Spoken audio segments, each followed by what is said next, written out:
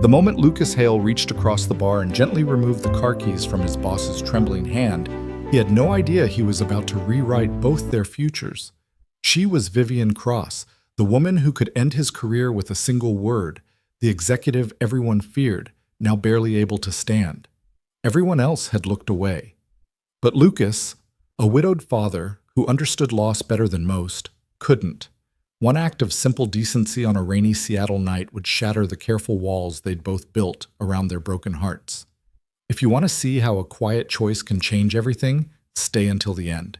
Hit that like button and comment your city so I can see how far this story travels. The rain came down in sheets that Friday night, turning downtown Seattle's streets into rivers of reflected neon. Lucas Hale stood near the floor-to-ceiling windows of the Columbia Tower's 42nd floor, watching water streak down the glass like tears he'd long ago stopped shedding. Behind him, the mandatory company mixer hummed with forced enthusiasm, laughter that rang just a bit too loud, conversations that felt just a bit too performative. He checked his watch for the third time in 10 minutes. 8:47 p.m. Mia would be asleep by now, curled up with Mr. Whiskers, the threadbare stuffed rabbit she'd had since she was 2. Mrs. Chen from next door was wonderful, but she charged by the hour. And every minute Lucas stood here was another minute he wasn't home, wasn't where he needed to be, wasn't fulfilling the only role that truly mattered anymore. "You look like you'd rather be anywhere else." Lucas turned to find Derek Martinez from accounting already on his third whiskey sour, grinning with the confidence of someone who didn't have a 6-year-old waiting at home. "That obvious?" Lucas managed a polite smile. "Brother, you've been standing in the same spot for 20 minutes like a statue. At least pretend to network. Cross herself is here tonight."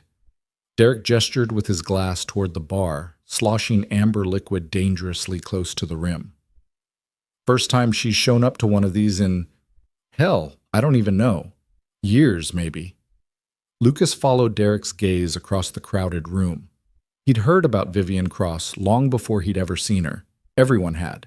She was the youngest executive vice president in the company's 70-year history. The woman who'd turned around 3 failing divisions in 4 years. The brilliant strategist whose quarterly presentations were legendary for their precision and quiet devastation. People didn't just respect her, they feared her, the way sailors feared storms. But the woman sitting alone at the far end of the bar didn't look fearsome. She looked lost. Vivian Cross sat with perfect posture despite the obvious intoxication. Her tailored charcoal suit somehow still immaculate, her dark hair pinned in its signature twist.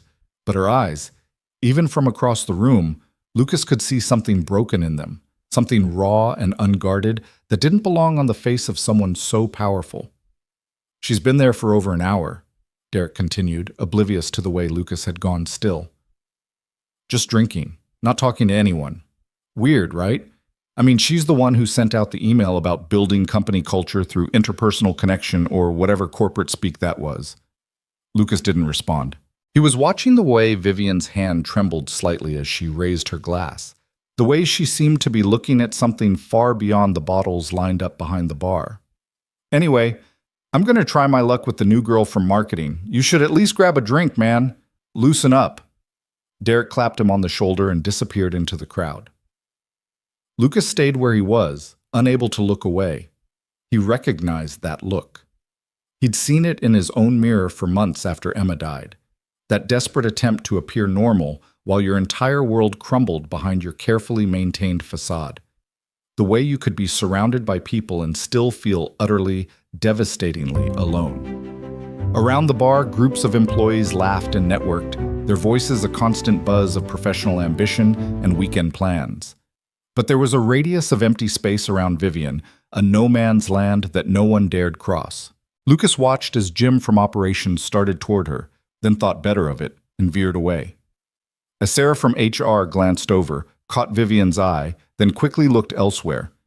They were all pretending not to see. Lucas checked his watch again. 9:02 p.m. Mrs. Chen would start charging overtime at 10. He should leave. He had every reason to leave. Mia was his priority. His only priority. The walls he'd built around his life since Emma's death were there for a reason. To protect them both. to create the stability his daughter desperately needed. Getting involved in whatever was happening with Vivian Cross was the opposite of stable. But then Vivian reached into her purse and pulled out a set of keys. Car keys. She set them on the bar with a decisive click that Lucas could almost hear across the room, then raised her hand to signal the bartender. The young man approached cautiously, and even from a distance, Lucas could see him shaking his head, could see Vivian's sharp gesture of dismissal. No one else seemed to notice, or if they did, they were choosing not to see. Lucas felt something stir in his chest, something he'd thought had died with Emma 3 years ago. Not attraction exactly, not pity either. Something more fundamental, recognition, maybe. The understanding that sometimes the bravest thing you can do is admit you're not okay, and the knowledge that no one should have to make the choice Vivian was about to make. His feet were moving before he'd consciously decided to walk.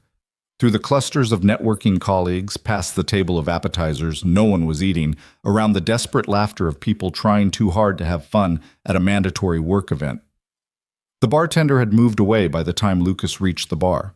Vivian sat with her back straight, her fingers wrapped around her glass with white-knuckled intensity, her eyes fixed on nothing.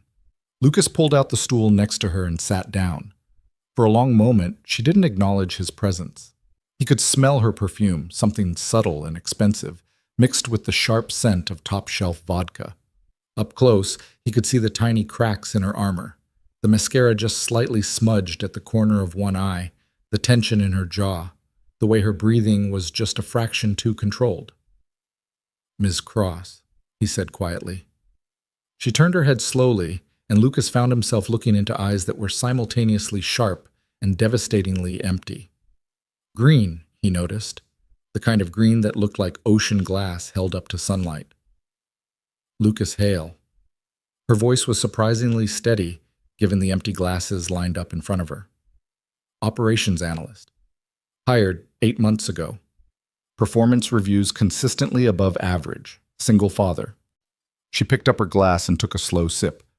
"I make it my business to know my team." "I'm flattered." Lucas kept his tone neutral, and a little concerned. "Concerned?" Vivian set down her glass with precise care. "How professional of you." "I'm concerned," Lucas continued, not flinching from her sharp gaze, "because I've watched you reach for your car keys 3 times in the last 5 minutes. Something flickered in her eyes, surprise maybe, or anger.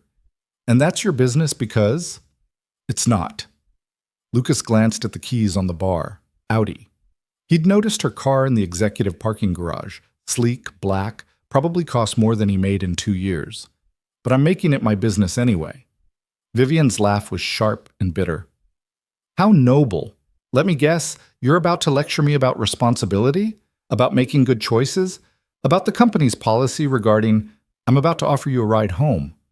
Lucas pulled out his phone and set it on the bar between them. No lecture, no judgment, just a ride. The words seemed to hit her harder than he'd expected. She went very still, her fingers frozen around her glass. "Why?" The single word was barely above a whisper. Lucas thought about all the complicated, true answers he could give. Because no one else was offering. Because he knew what it was like to feel alone in a crowded room.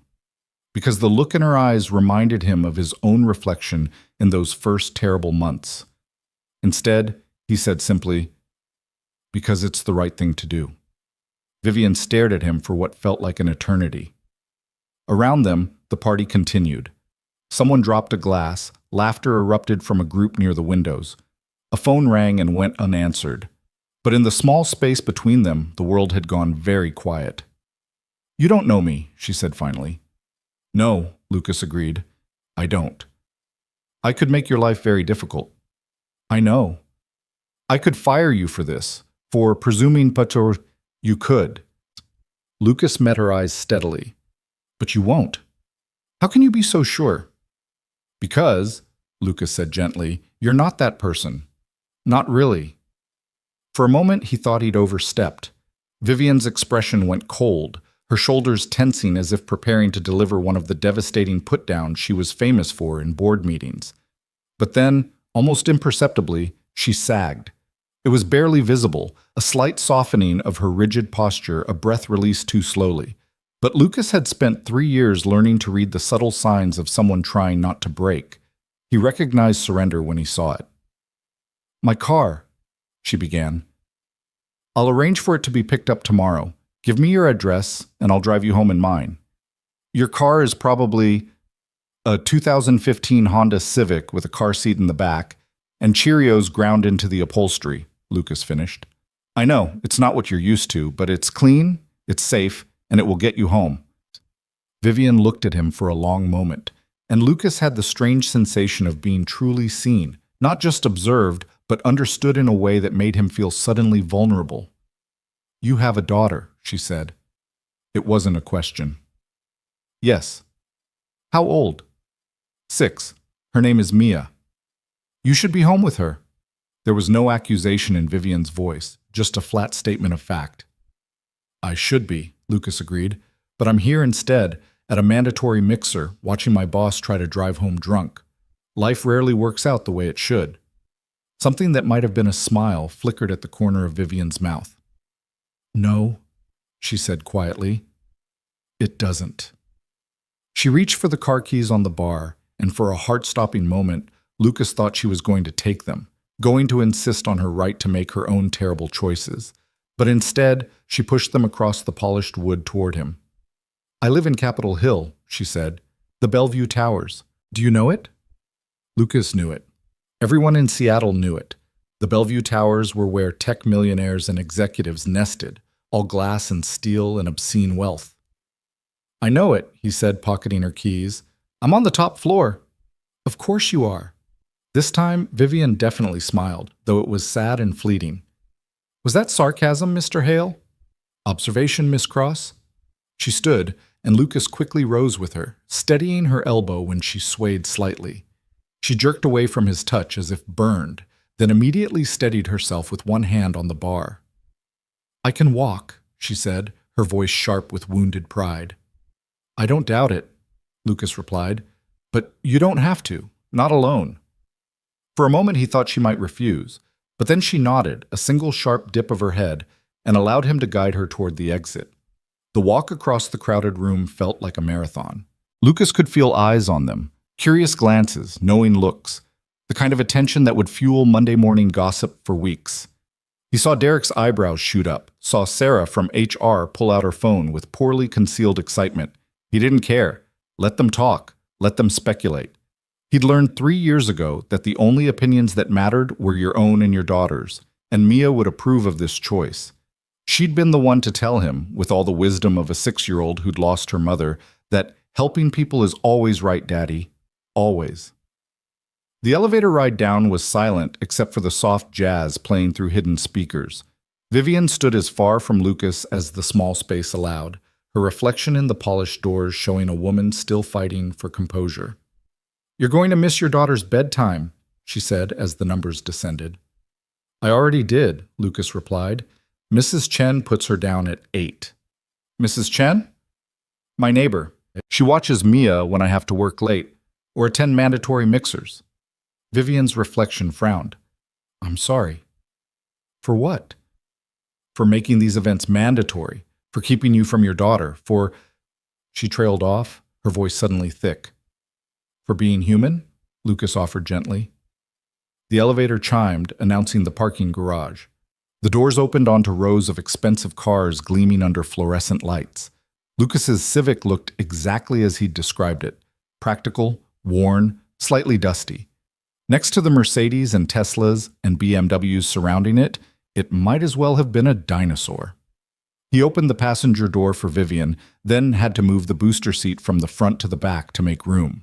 She slid in without comment, though he saw her take in the scattered crayons on the floor mat, the world's best dad air freshener dangling from the rearview mirror, the photo of Mia stuck to the dashboard, gap-toothed grin and wild curls. "She looks like you," Vivian said as Lucas started the engine. "She looks like her mother." The words came out rougher than Lucas intended. Vivian went very still. "I'm sorry. I didn't mean to—" "It's okay." Lucas pulled out of the parking spot, focusing on the familiar task of driving. "It's been 3 years. I can talk about Emma without falling apart anymore." The silence that followed was heavy but not uncomfortable. Lucas navigated through downtown Seattle, the rain still coming down hard enough to make the streetlights blur into impressionist paintings of color and light. 3 years, Vivian said finally. That's when you started here, isn't it?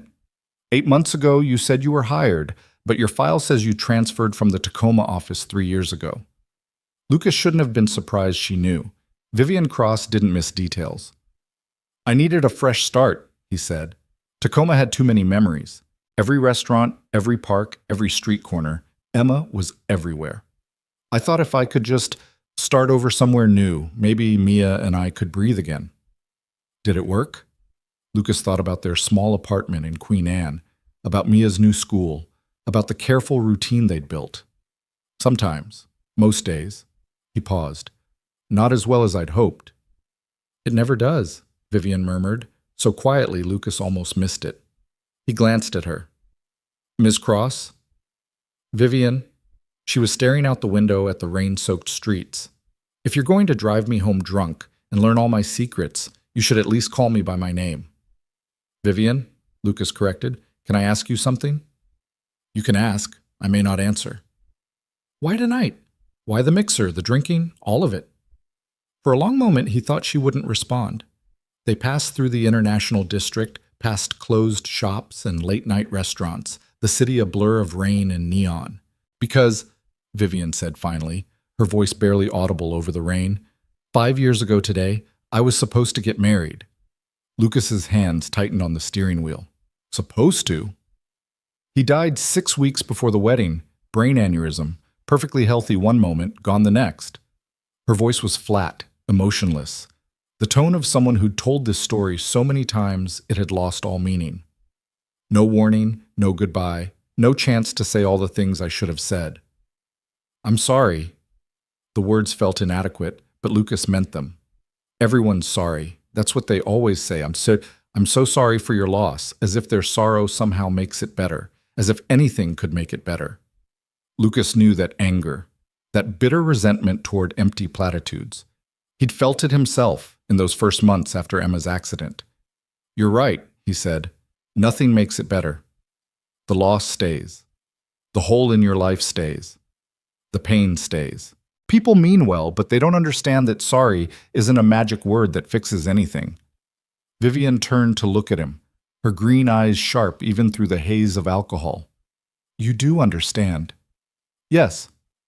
That's why you came over tonight. Not because you're noble or good or trying to score points with your boss, because you recognized it. It wasn't a question. I recognized it, Lucas confirmed. The look of someone drowning in a room full of people who've learned to breathe. Vivian let out a breath that might have been a laugh or might have been a sob. That's exactly what it feels like. Like everyone else learned some secret to surviving, and I missed the lesson. You didn't miss it, Lucas said. You're just still learning it. We both are. They drove through Capitol Hill in silence, past bars and coffee shops, past people living their normal lives, unburdened by grief and loss. The Bellevue Towers loomed ahead, all glass and steel and sterile perfection. Lucas pulled up to the entrance, where a doorman stood under a lit awning, protected from the rain. This is me, Vivian said, but she made no move to get out of the car. Vivian, I'm going to regret this in the morning, she said, still staring straight ahead. Not the drinking, not the honesty. This, letting you see me like this, weak. You're not weak. I'm drunk and crying to an employee in a Honda Civic. That's pretty much the definition of weak. You're grieving, Lucas corrected. There's a difference. Vivian finally turned to face him, and Lucas was struck by how young she looked suddenly, how vulnerable. Without the armor of her executive presence, she was just a woman who'd lost the person she loved most, still trying to figure out how to keep going. How do you do it? She asked. How do you survive it and still show up for your daughter? Still smile, still pretend everything's okay? Lucas thought about Mia, about her gap-toothed smile and her absolute faith that Daddy could fix anything. About the mornings he'd woken up not wanting to face the day and forced himself out of bed anyway because she needed breakfast. About the nights he'd cried in the shower so she wouldn't hear, then emerged to read her bedtime stories with a steady voice. I don't know if I survive it, he said honestly. I just keep moving forward because stopping isn't an option. Mia needs me. So I get up, I go to work, I come home. I make her lunch and help with her homework and tuck her in at night. And somewhere in all that routine, in all that mundane day-to-day living, I found that I was still breathing, still here, still capable of moments of happiness, even if they're different than they used to be. Does it get easier? No, Lucas said. But you get stronger. Or maybe you just get used to carrying the weight. Vivian reached for the door handle, then paused. Thank you for the ride, for all of this. Any time. She laughed, a real laugh this time, short and surprised. Don't say that. I might take you up on it. I mean it. Vivian studied him for a long moment, her expression unreadable. You're either very kind or very foolish, Lucas Hale. Maybe both. Definitely both. She opened the door and stepped out into the rain, then leaned back in. I'll have my car picked up tomorrow. And Lucas? Yes? This conversation never happened. Monday morning, I'm still your boss, you're still my employee, and we maintain professional distance. Understood? Lucas understood. He understood the need for walls, for boundaries, for the careful separation between who you were in public and who you fell apart as in private. Understood, he said. Vivian nodded and closed the door. Lucas watched as the doorman opened the entrance for her, as she walked through the lobby with her spine straight and her head high, every inch the powerful executive again. Just before the elevator doors closed, she glanced back at him through the glass. Lucas raised his hand in a small wave. She didn't wave back, but he saw her nod. One short, sharp acknowledgement of everything that had passed between them before the doors slid shut. Lucas sat in his car for a moment, rain drumming on the roof, before pulling back onto the street. The drive home took 20 minutes through Friday night traffic. When he finally let himself into their quiet apartment at 10:47 p.m., Mrs. Chen was dozing on the couch, a Korean drama playing softly on the TV. Mr. Hale, she said, startling awake. So late tonight. I'm sorry, Mrs. Chen. Work ran long. Lucas pulled out his wallet to pay her, adding extra for the overtime. Mia was very good. Ate all her dinner, brushed her teeth, went to bed without fussing. She left you a picture. Mrs. Chen gestured to the coffee table, where a crayon drawing waited, stick figures labeled Me and Daddy, holding hands under a rainbow. Lucas felt his chest tighten. Thank you for staying. After Mrs. Chen left, Lucas checked on Mia. She was asleep in her small room, buried under blankets with only her wild curls visible. Mr. Whiskers clutched to her chest. Lucas leaned down and kissed her forehead gently, breathing in the scent of her strawberry shampoo. Love you, sweetheart, he whispered. In his own room, Lucas changed into pajamas and lay in bed, staring at the ceiling. The rain had intensified, turning the windows into rivers of reflected light from the street below.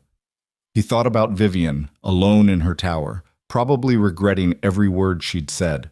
He thought about Emma, about the last time they'd driven together in the rain, about how one moment of inattention could end everything.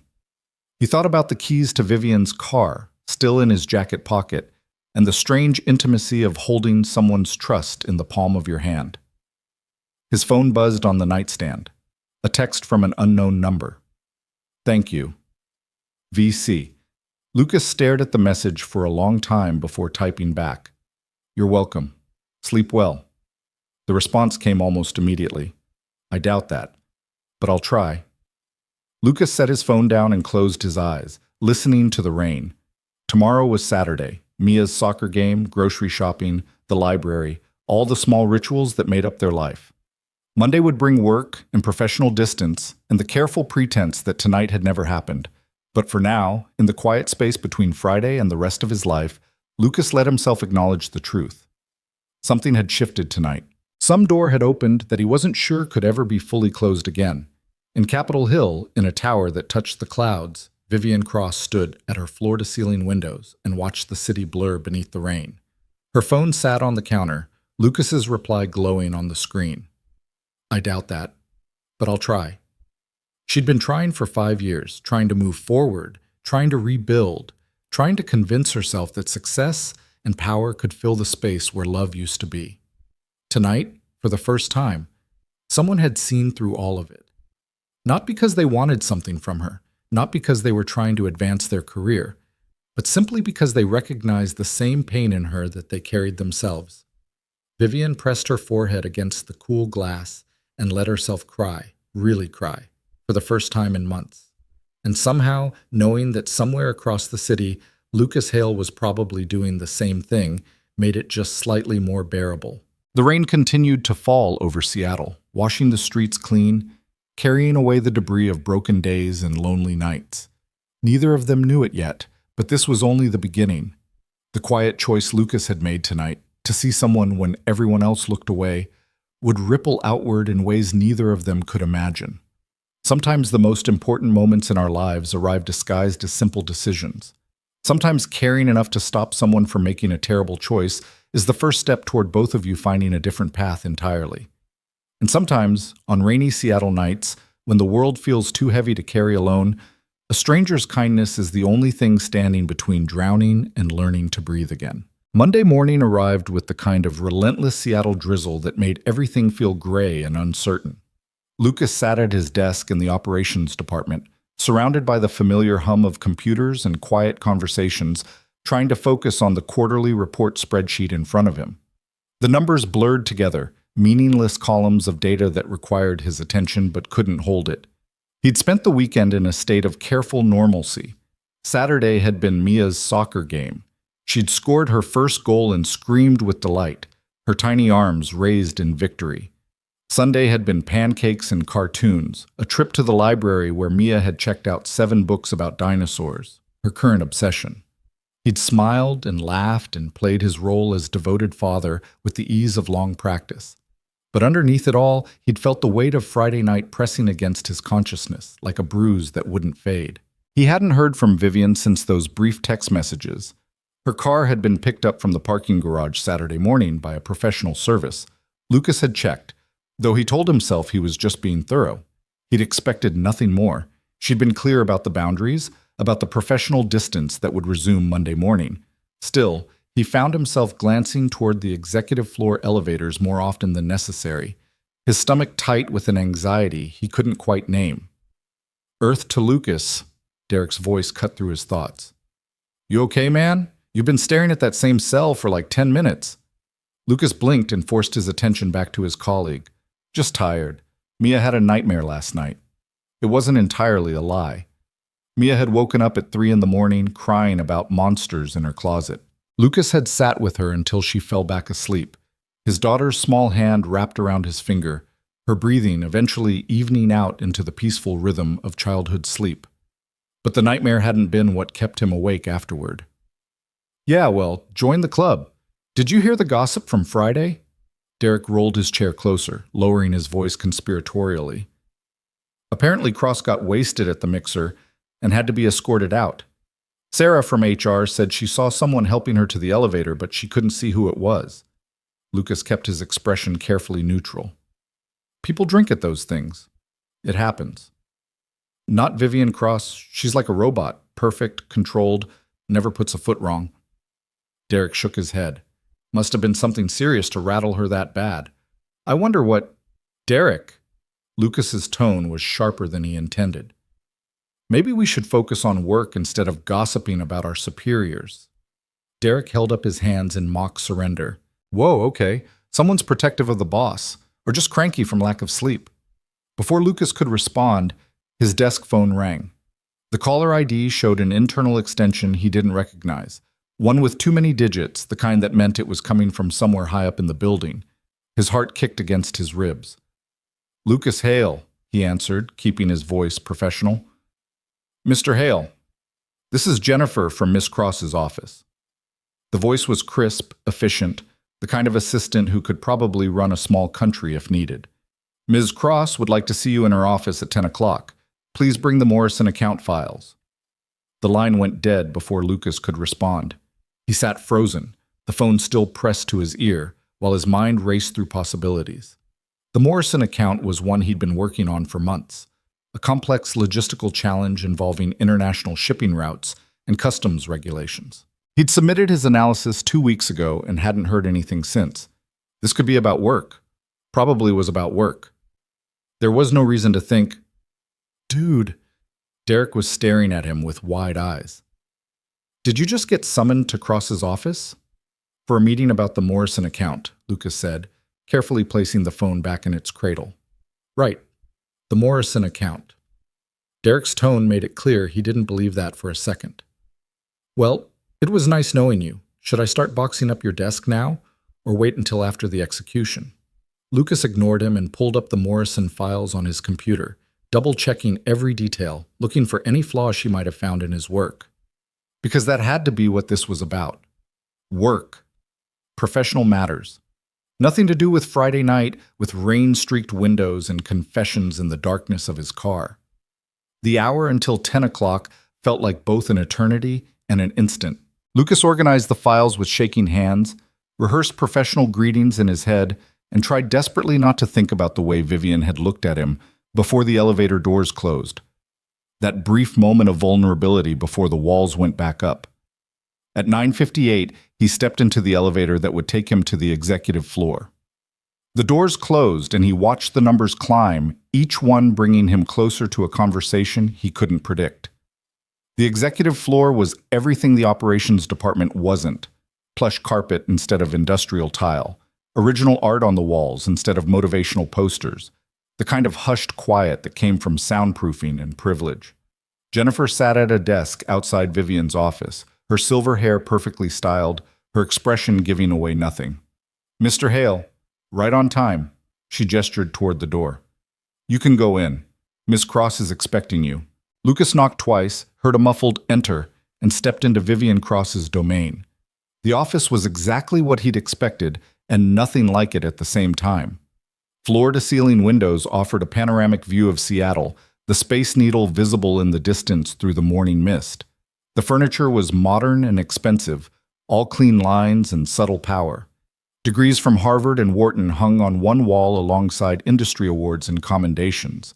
But it was the small details that caught Lucas's attention. A dying orchid on the credenza, its petals brown at the edges. A coffee mug with a small chip in the rim. A framed photograph turned face down on the desk, as if the image it contained was too painful to look at regularly. Vivian stood at the windows with her back to him, her posture rigid, her dark hair pulled into its signature twist. She wore a navy suit that probably cost more than Lucas's monthly rent, and her reflection in the glass was perfectly composed. Mr. Hale, thank you for coming. Her voice was pure business, no trace of the broken vulnerability from Friday night. Please, have a seat. Lucas sat in one of the chairs across from her desk, placing the Morrison files carefully on his lap. You wanted to discuss the Morrison account? I did. Vivian turned from the window, and Lucas had to work to keep his expression neutral. She looked tired.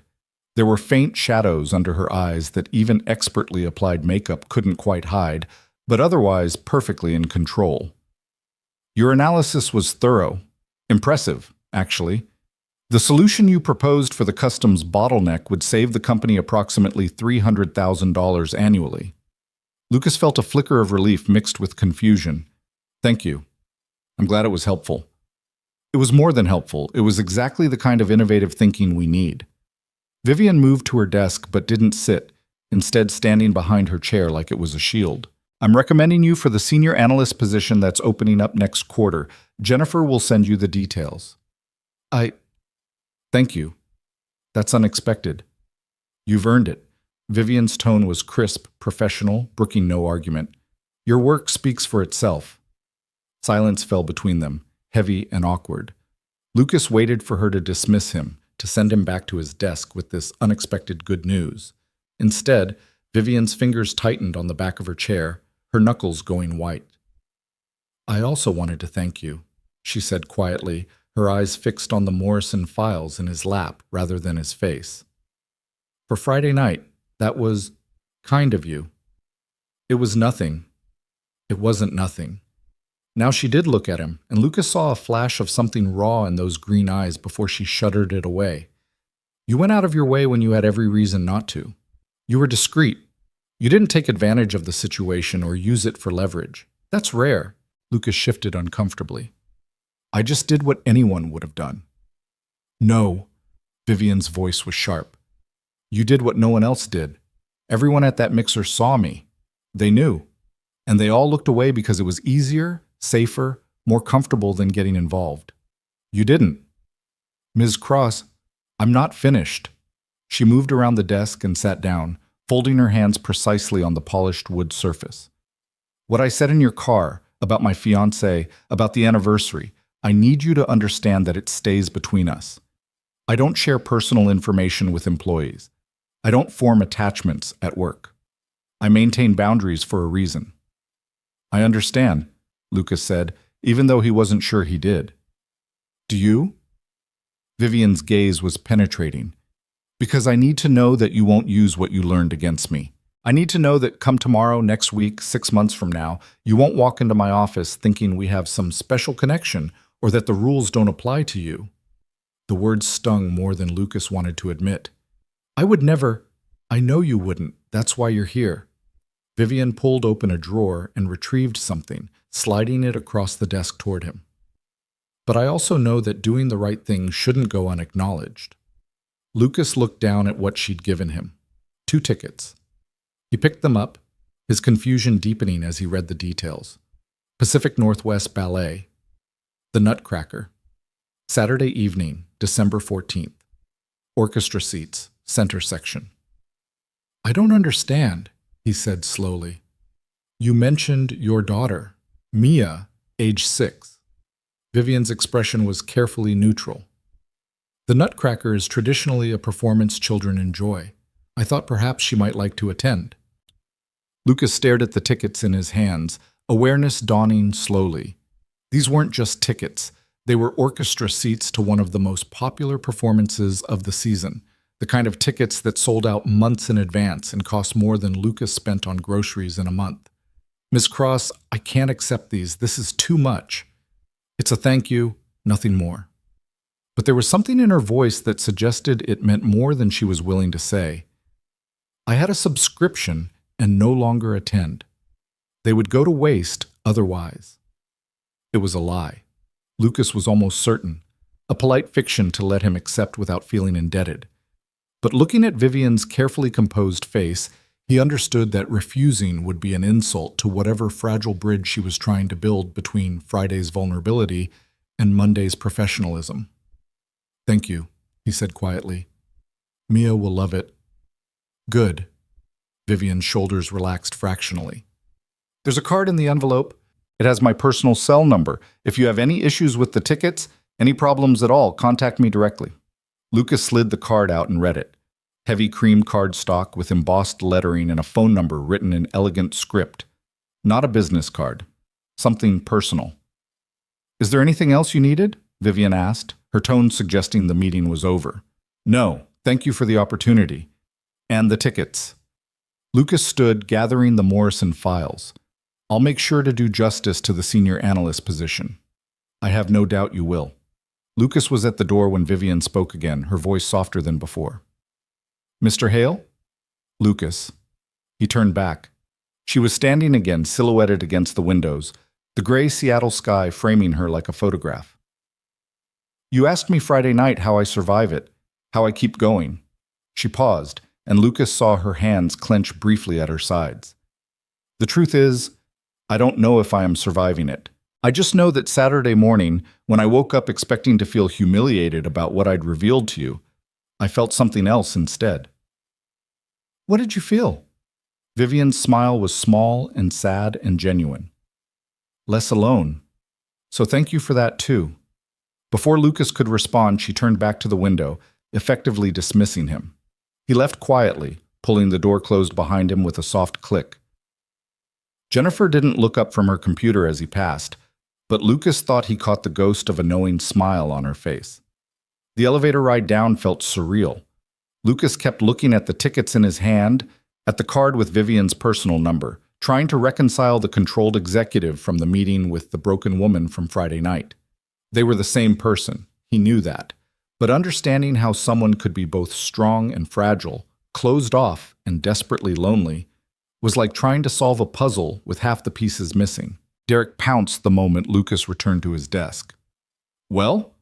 Are you fired? Promoted? What happened? Promoted, Lucas said, still feeling slightly dazed. Senior analyst position. Holy, seriously? That's huge. We should celebrate. Drinks after work? Lucas thought about Mia, about their nightly routine of dinner and homework and bedtime stories. Can't. I have to pick up my daughter. Right, yeah, rain check then. Derek clapped him on the shoulder. Congratulations, man. You deserve it. Did he? Lucas wasn't sure. The promotion was based on his work, Vivian had made that clear, but he couldn't shake the feeling that Friday night had changed the equation somehow, had shifted something fundamental in how she saw him. Or maybe he was overthinking it. Maybe kindness was just kindness, and gratitude was just gratitude, and not everything had to mean something deeper. That evening, after Mia was in bed with Mr. Whiskers and her dinosaur books, Lucas sat at their small kitchen table and looked at the ballet tickets again. He should be excited. Mia would be thrilled. She'd been begging to see the Nutcracker after her friend Emma, a coincidence that still made Lucas's heart ache, had gone last year and talked about it for weeks.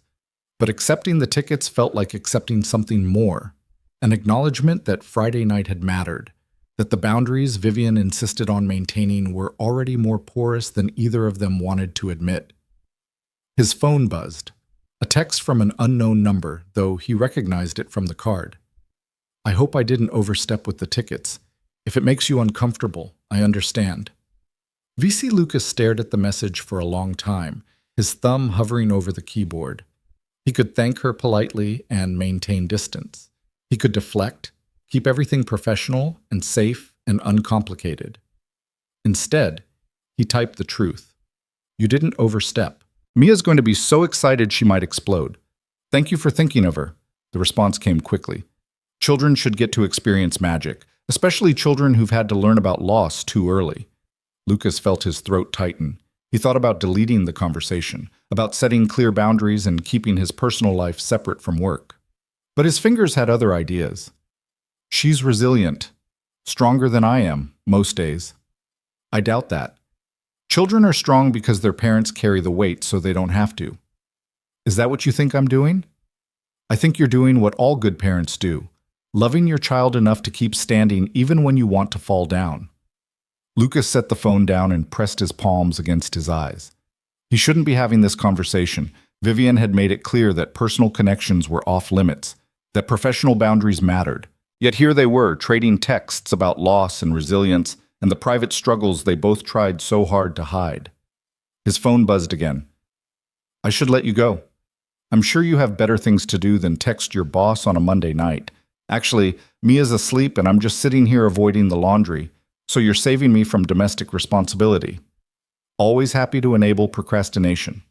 Then, after a pause, another message came through. Can I ask you something? Of course. Friday night, you said you recognized the look in my eyes, that you'd seen it in your own mirror. Does it ever go away? That feeling of drowning? Lucas considered lying, offering false comfort. But Vivian had been honest with him. She deserved honesty in return. No, but you learn to swim through it instead of fighting it. You learn which days you can tread water and which days you need to grab onto something solid.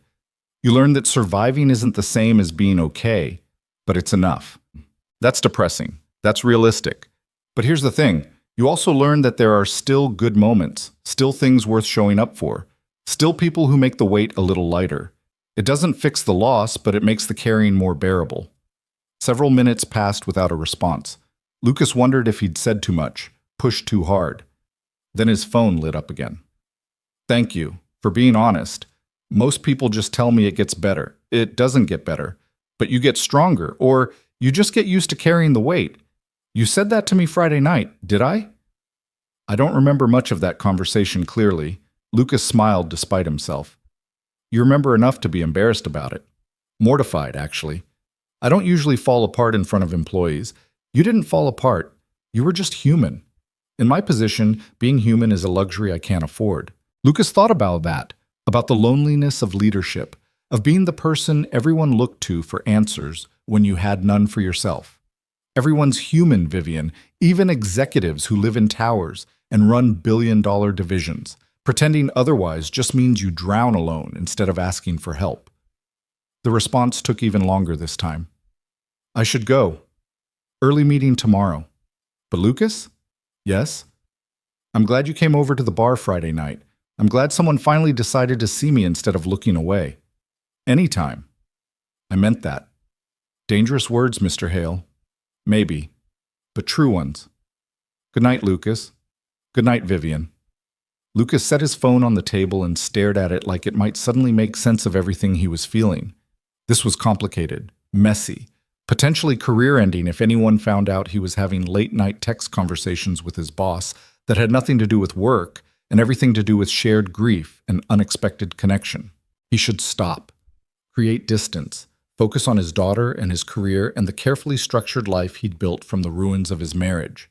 But when his phone buzzed again with a final message, he picked it up immediately. I lied earlier. The tickets weren't from a subscription. I bought them specifically for Mia, because the look on your face when you talk about your daughter is the only time I've seen you truly happy, and I thought maybe she deserves something special. I hope that's not inappropriate. Lucas read the message 3 times, his heart doing complicated things in his chest.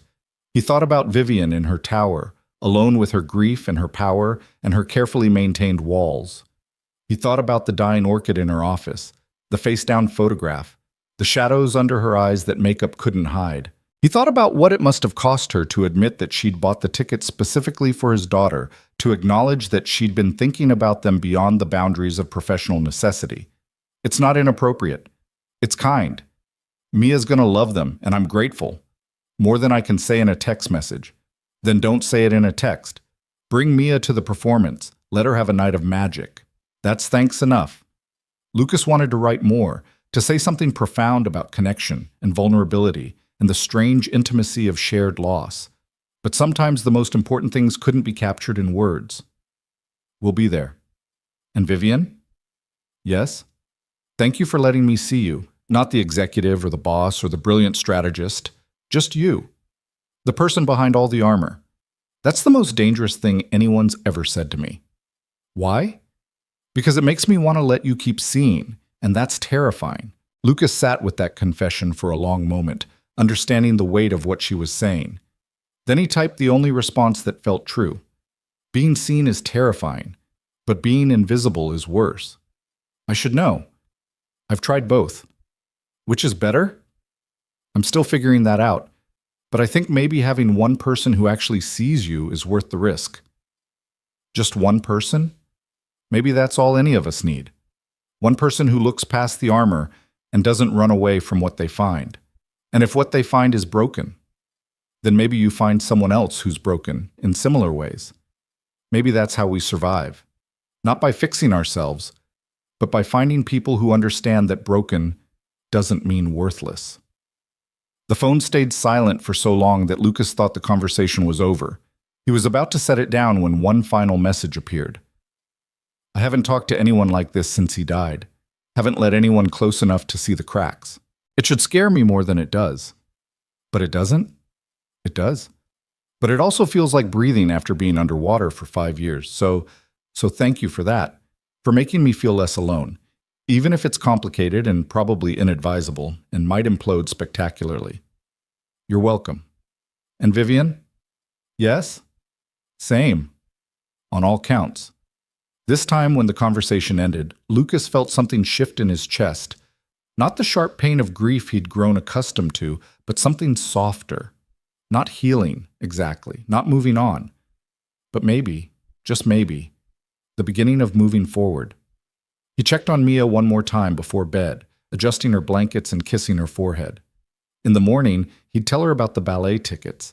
She'd squeal with delight, would probably want to wear her fanciest dress even though it was weeks away, would ask a million questions about the dancers and the music, and whether there would be a real sugar plum fairy. And Lucas would smile and answer her questions and make this night magical for her, because that's what parents did. They carried the weight so their children could experience wonder. But tonight, in the quiet darkness of his bedroom, Lucas let himself acknowledge the truth he'd been avoiding since Friday night in the rain. Something had started between him and Vivian Cross. Something neither of them had planned or wanted or knew how to navigate. It wasn't romance, not yet, maybe not ever. It was recognition, understanding, The profound relief of being seen by someone who knew what it was like to be drowning in plain sight. It was dangerous and complicated and could end badly in 100 different ways. But it was also the first time in 3 years that Lucas had felt anything other than grief and obligation and the bone-deep exhaustion of single parenthood. And maybe, just maybe, that was worth the risk. In her tower across the city, Vivian Cross stood at her windows and watched Seattle's lights blur through the rain. Her phone sat on the counter beside her, Lucas's final message still glowing on the screen. She'd broken every rule she'd set for herself. She'd shared personal information with an employee. She'd bought tickets for his daughter. She'd sent late-night texts that had nothing to do with work and everything to do with the loneliness she'd been pretending didn't exist. It was reckless and inappropriate and could complicate everything. But for the first time in 5 years, Vivian felt something other than the hollow ache of loss. She felt connected, seen, understood in a way that had nothing to do with her position or power, and everything to do with the shared experience of surviving grief. Tomorrow, she would rebuild her walls. Tomorrow, she would be the composed executive again, maintaining professional distance and clear boundaries. But tonight, just for tonight, Vivian Cross let herself be human. Let herself acknowledge that maybe, just maybe, surviving didn't have to mean being alone. And maybe that simple act of connection, one person seeing another in their brokenness and not looking away, was the first step toward both of them finding their way home. The weeks that followed existed in a strange duality that Lucas navigated with increasing difficulty. At work, he and Vivian maintained perfect professional distance, polite nods in hallways, brief exchanges in meetings, nothing that would raise eyebrows or fuel the gossip mill that Derek fed with alarming enthusiasm. Lucas threw himself into the senior analyst transition, proving that Vivian's faith in his abilities wasn't misplaced. But in the quiet spaces between professional obligations, something else grew. Text messages that started as simple check-ins evolved into longer conversations about everything and nothing. Vivian asked about Mia's dinosaur obsession and seemed genuinely interested in the difference between a brachiosaurus and a brontosaurus. Lucas learned that Vivian had wanted to be a pianist before business school, that she still played sometimes late at night when the loneliness became too heavy, that her favorite composer was Chopin because the nocturnes understood melancholy in ways words never could. They never crossed lines, never met outside of work, never acknowledged what was building between them as anything more than two grieving people finding unexpected comfort in shared understanding. But Lucas felt it nonetheless. That slow, careful unfurling of connection, like a flower that had forgotten how to bloom suddenly remembering. The morning of November 14th started like any other Tuesday. Lucas dropped Mia at school, her backpack almost bigger than she was, her explanation of plate tectonics becoming increasingly animated as they walked. And then the magma pushes up and creates new crust, Daddy, and that's why the continents move. She spread her arms wide to demonstrate continental drift, nearly hitting another parent in the process. That's amazing, sweetheart. You're going to be a scientist someday, or a ballerina, or a dinosaur doctor. I haven't decided. Mia grinned up at him, gap-toothed and unself-conscious in the way only 6-year-olds could be. Are we really going to see the Nutcracker on Saturday? Really, truly. They'd had this conversation every day for the past 3 weeks. Really, truly. And I can wear my purple dress, the fancy one Grandma sent? The fancy one Grandma sent, Lucas confirmed, his heart swelling with the kind of uncomplicated love that made everything else bearable. This is the best thing that's ever happened to me. Mia threw her arms around his waist in a fierce hug, then pulled back with sudden concern. Wait, no. The best thing was when you said we could get a fish. This is the second best thing. I haven't actually said we could get a fish, but you're thinking about it, I can tell. She kissed his cheek and ran toward the school entrance, her pigtails bouncing. Love you, Daddy. Don't forget to think about the fish. Lucas watched until she disappeared inside, then drove to work with NPR, murmuring about international trade agreements, and his mind half on quarterly projections and half on whether their apartment was really too small for an aquarium. The office was already buzzing when he arrived. A major systems update had gone wrong overnight, causing delays in 3 departments and general chaos. Lucas dove into damage control, coordinating with IT and operations, his phone ringing constantly with increasingly frantic colleagues. By 11 o'clock, he'd helped restore functionality and was finally sitting down with coffee and the project timeline he was supposed to have reviewed hours ago when his cell phone rang. Not the desk phone.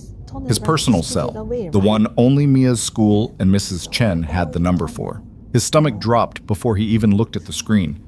"Mr. Hale? This is Principal Davidson at North Shore Elementary." Lucas was on his feet before she finished speaking, his heart hammering against his ribs. "Is Mia okay?"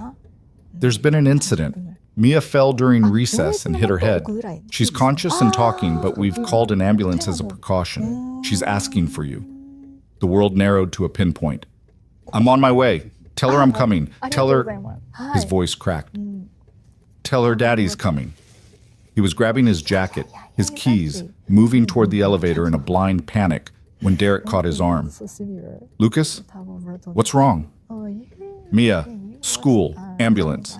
The words came out disjointed, his brain unable to form complete sentences past the terror flooding his system. Okay. Do you need me to drive you? You shouldn't. I'm fine." Lucas pulled free, jabbing the elevator call button repeatedly like that would make it arrive faster. "I have to go. I have to." The elevator doors opened, revealing Vivian Cross and two other executives mid-conversation about the quarterly review scheduled for that afternoon. She took one look at Lucas's face and went very still. "Mr. Hale? My daughter. Emergency. I have to..." He stepped into the elevator, barely registering the other occupants. "Stop!" Vivian's voice cut through his panic with quiet authority. She turned to the two executives. "Gentlemen, we'll reschedule. Please let Jennifer know." Then to Lucas, "Which hospital?" "I don't know. The school said ambulance, but not..."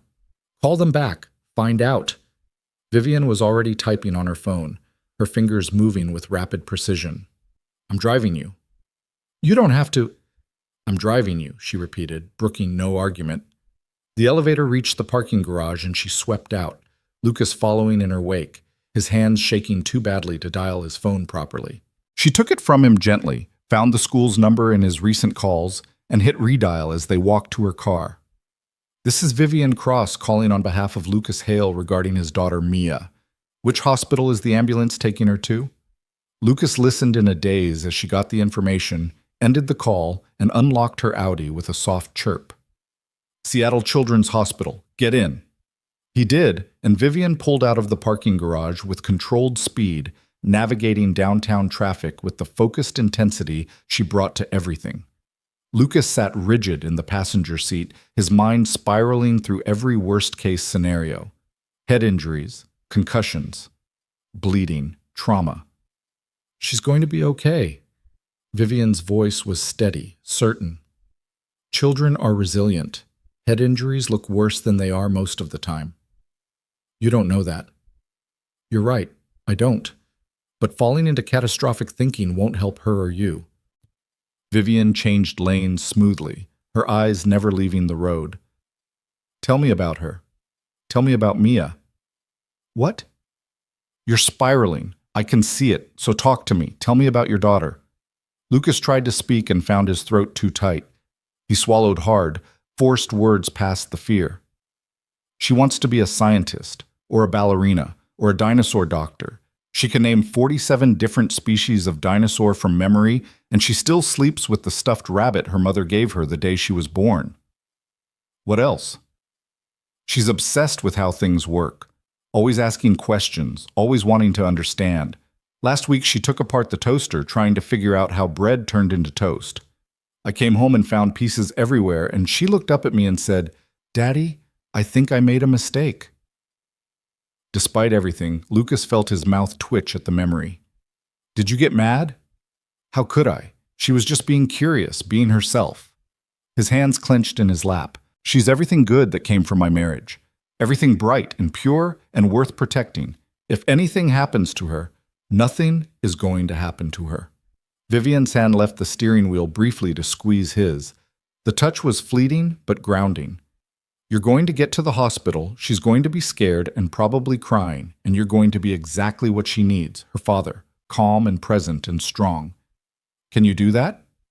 Lucas looked at her profile, at the determined set of her jaw, the way her hands gripped the wheel like she could force the universe to comply through sheer will. I don't know if I can be strong right now. Then borrow mine until you find yours again. She took a corner faster than was probably legal, the hospital coming into view ahead. You did that for me Friday night. Let me return the favor. They pulled up to the emergency entrance 12 minutes after leaving the office. Lucas was out of the car before it fully stopped, running through the automatic doors and straight to the reception desk. Mia Hale, 6 years old, ambulance brought her in from North Shore Elementary. The receptionist checked her computer with maddening slowness. She's in exam room 4. Through those doors, turn left, third room on the right. But sir, only immediate family. Lucas was already moving. He found exam room 4 and pushed through the door to find Mia sitting on a hospital bed that was far too big for her small frame, an ice pack pressed to her forehead, tears streaming down her face. Daddy! She reached for him with her free hand, and Lucas crossed the room in 3 strides, gathering her carefully into his arms. I'm here, baby. I'm here. You're okay. Daddy's got you. I fell off the monkey bars and everything went spinny, and there was blood, and I was so scared. The words tumbled out between sobs, and Lucas held her closer, breathing in the familiar scent of her strawberry shampoo and playground dirt. I know you were scared, but you're safe now. I'm right here. A young doctor entered, clipboard in hand, offering a professional smile. Mr. Hale? I'm Dr. Chen. Mia took quite a tumble, but the good news is the CT scan came back clear. No fracture, no internal bleeding. She has a mild concussion, which means we'll need to monitor her for the next 24 hours, but children her age typically recover quickly from this type of injury. Relief hit Lucas so hard his knees nearly buckled. She's really okay? She's going to be fine. We'll keep her for observation for a few more hours, but you should be able to take her home this evening. I'll give you a list of symptoms to watch for, but I expect a full recovery. Doctor. Chen smiled at Mia. You were very brave, young lady. I cried a lot, Mia admitted, still clutching Lucas's shirt. Crying is brave when you're hurt and scared. It means you're honest about your feelings. Dr. Chen made notes on the clipboard. I'll be back to check on you in an hour. Try to rest, okay? After the doctor left, Lucas eased Mia back onto the bed, wiping the tears from her cheeks with gentle fingers. How's your head feel? It hurts, and I feel dizzy when I move too fast. Mia's lower lip trembled. Am I still going to be able to go to the Nutcracker? I didn't break the Nutcracker, did I? No, sweetheart. The Nutcracker is still happening. That's 2 days away. You'll be all better by then. Promise? I promise. Mia nodded, reassured, then her eyes went wide as she looked past Lucas to the doorway. Who's that? Lucas turned to find Vivian standing just outside the exam room, holding something he couldn't quite see. That's Ms. Cross. She works with Daddy. She gave me a ride to the hospital. Because your car is yucky? Mia asked with the brutal honesty of 6-year-olds. Despite everything, Lucas laughed. Because I was too worried about you to drive safely. Vivian stepped into the room, and Lucas saw what she was holding. A stuffed rabbit, soft brown fur and floppy ears, nearly identical to Mr. Whiskers, except newer and unfrayed. I thought you might like company while you rest, Vivian said, offering the rabbit to Mia with surprising gentleness. Hospital rooms can be lonely. Mia took the rabbit carefully, examining it with serious attention. What's her name? That's for you to decide. Is she a friend for Mr. Whiskers? Who's Mr. Whiskers? Vivian glanced at Lucas. Her other rabbit, the one from... He couldn't finish the sentence. The one Mommy gave me when I was born, Mia supplied matter-of-factly. He's very old and very special, but also kind of falling apart. Daddy sewed his ear back on 3 times. Vivian's expression softened in a way Lucas had never seen at the office. Then this is Mrs. Whiskers. They can keep each other company. Mrs. Whiskers. Mia tested the name, then nodded with satisfaction. I like it. Thank you, Ms. Cross. You're welcome, Mia. I'm very glad you're okay. Vivian looked at Lucas. I'll wait outside. Take your time. She slipped out before he could respond, leaving Lucas alone with his daughter and a confusing tangle of gratitude and something deeper he wasn't ready to name. 2 hours later, after more tests and observation and Mia falling asleep clutching both rabbits to her chest, Lucas stepped into the hallway to find Vivian exactly where she'd said she'd be. Sitting in an uncomfortable plastic chair, her suit jacket folded beside her, scrolling through her phone with a cup of vending machine coffee, cooling in her other hand. She looked up as he approached. How is she? Sleeping. They want to keep her another hour, then we can go home. Lucas sat down heavily beside her, the adrenaline finally draining and leaving exhaustion in its wake. Thank you for driving me, for waiting, for the rabbit. You didn't have to do any of that. I know. Vivian set down her phone. But I wanted to. They sat in silence for a moment, the hospital humming around them with quiet emergencies and hushed conversations. I've been sitting here thinking, Vivian said quietly, about what you said, about carrying the weight so your daughter doesn't have to, about loving someone enough to keep standing when you want to fall down. Lucas waited, sensing she had more to say. When you got that phone call, your entire world collapsed to a single point. Nothing else mattered. Not work, not consequences, not what anyone thought. Just getting to her, being there for her. Vivian's voice held something Lucas couldn't quite identify. I haven't had that in 5 years. Haven't had anyone who needed me like that, who I would drop everything for without hesitation. Vivian, let me finish. She took a breath. I've built this fortress around myself. Told myself that success and power and control were enough. That needing people was weakness. That vulnerability was dangerous. And then I watched you fall apart in that elevator because your daughter was hurt, and I realized something. What did you realize? That I've been surviving, but I haven't been living. That I've been so afraid of being hurt again that I've stopped letting anyone close enough to matter. She turned to face him, and Lucas saw raw honesty in her eyes.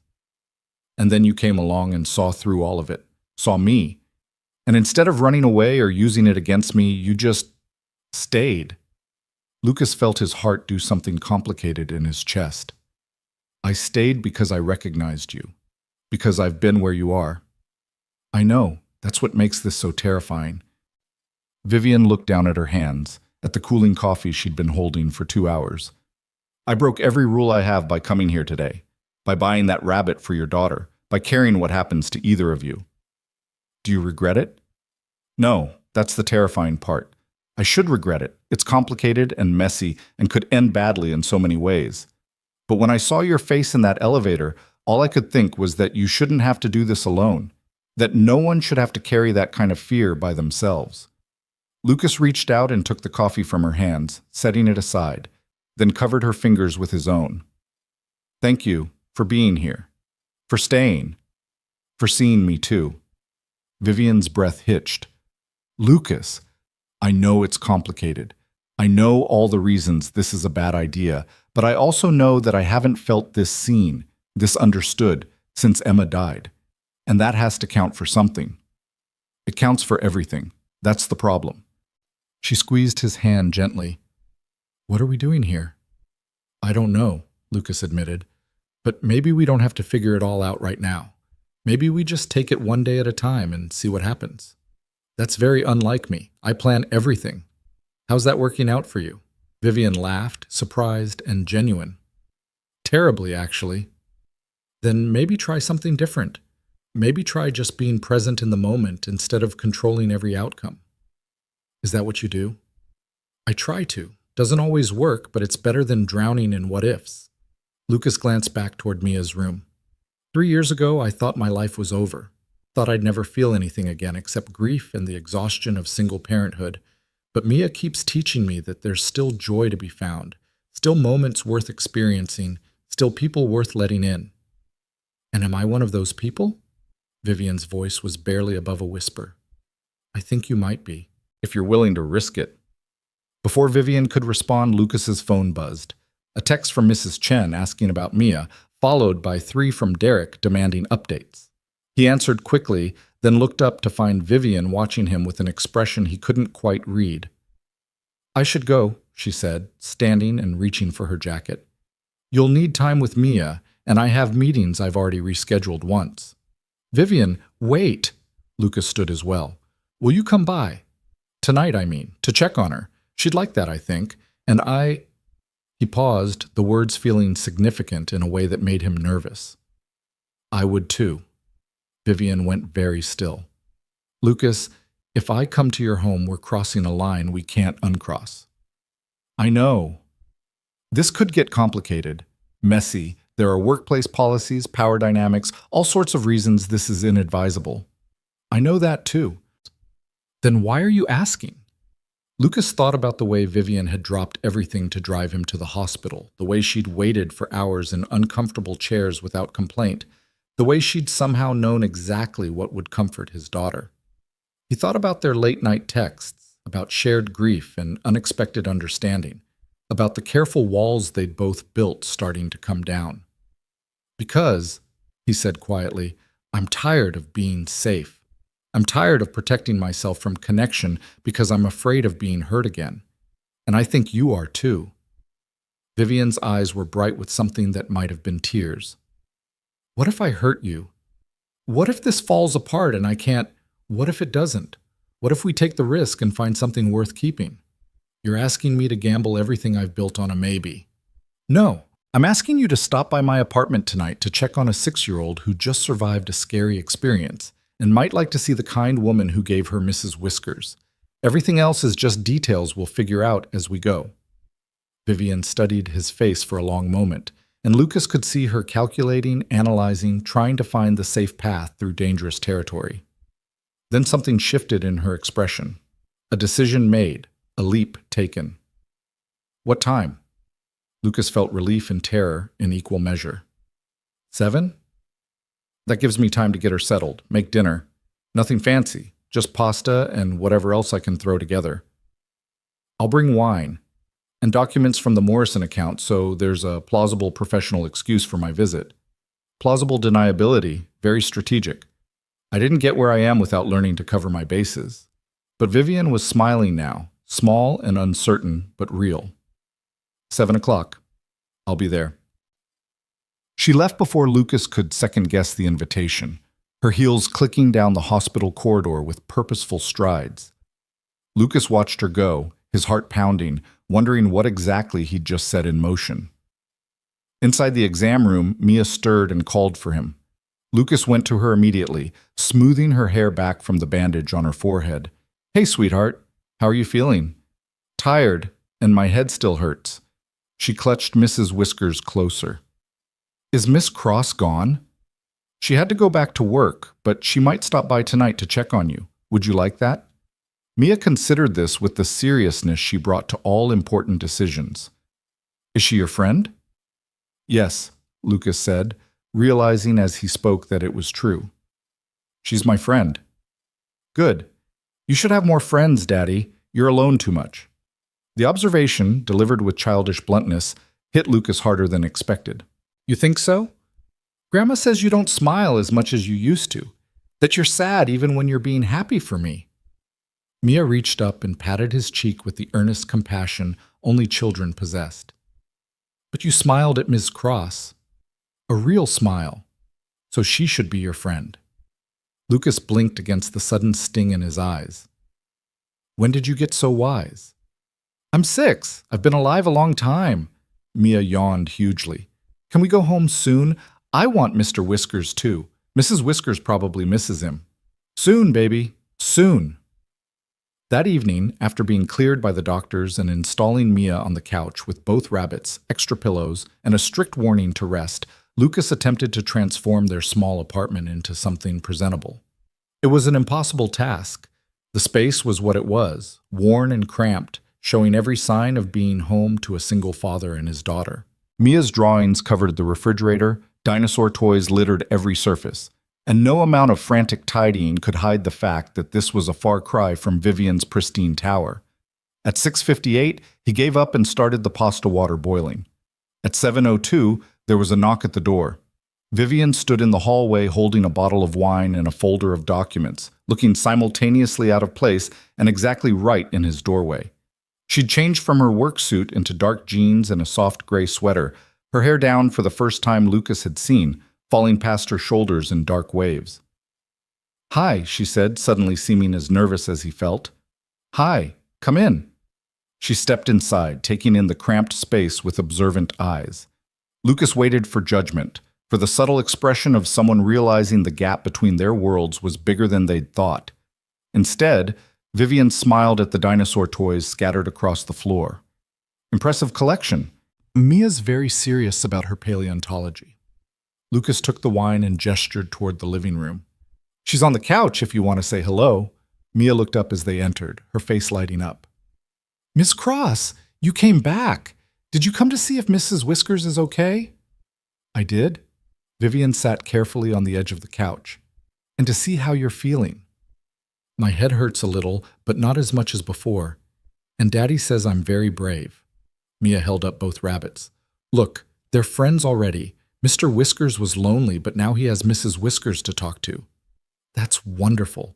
Everyone needs a friend. That's what I told Daddy. He needs more friends too. Lucas felt his face heat.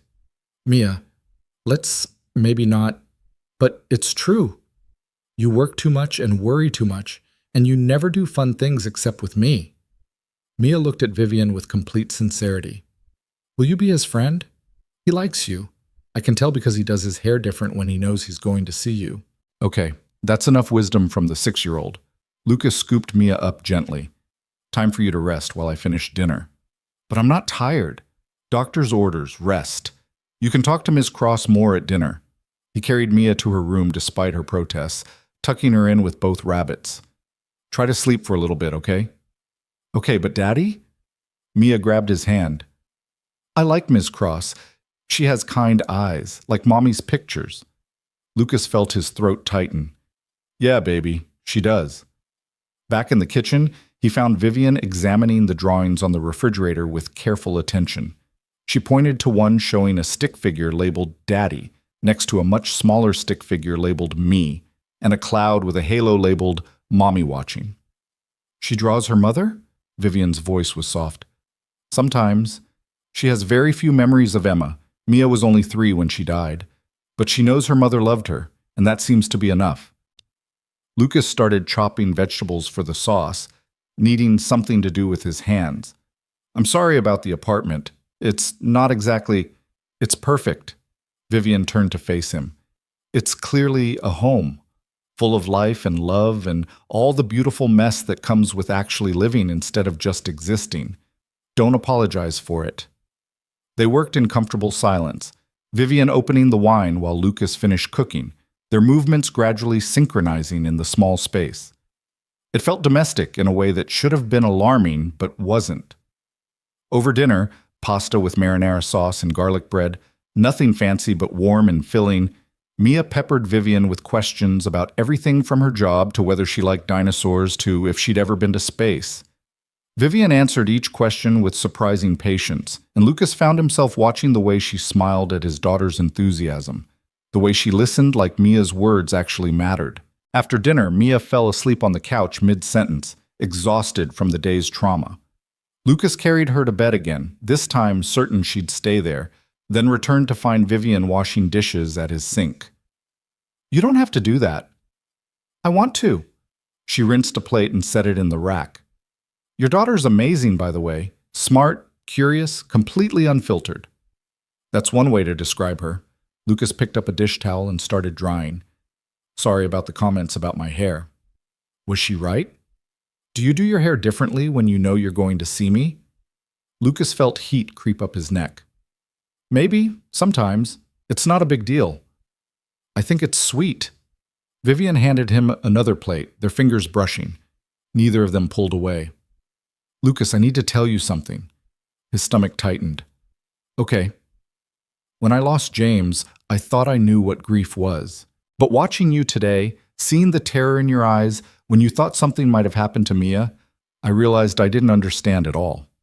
She set down the dish she was holding, turning to face him fully. You didn't just lose your wife, you lost your partner in raising your daughter.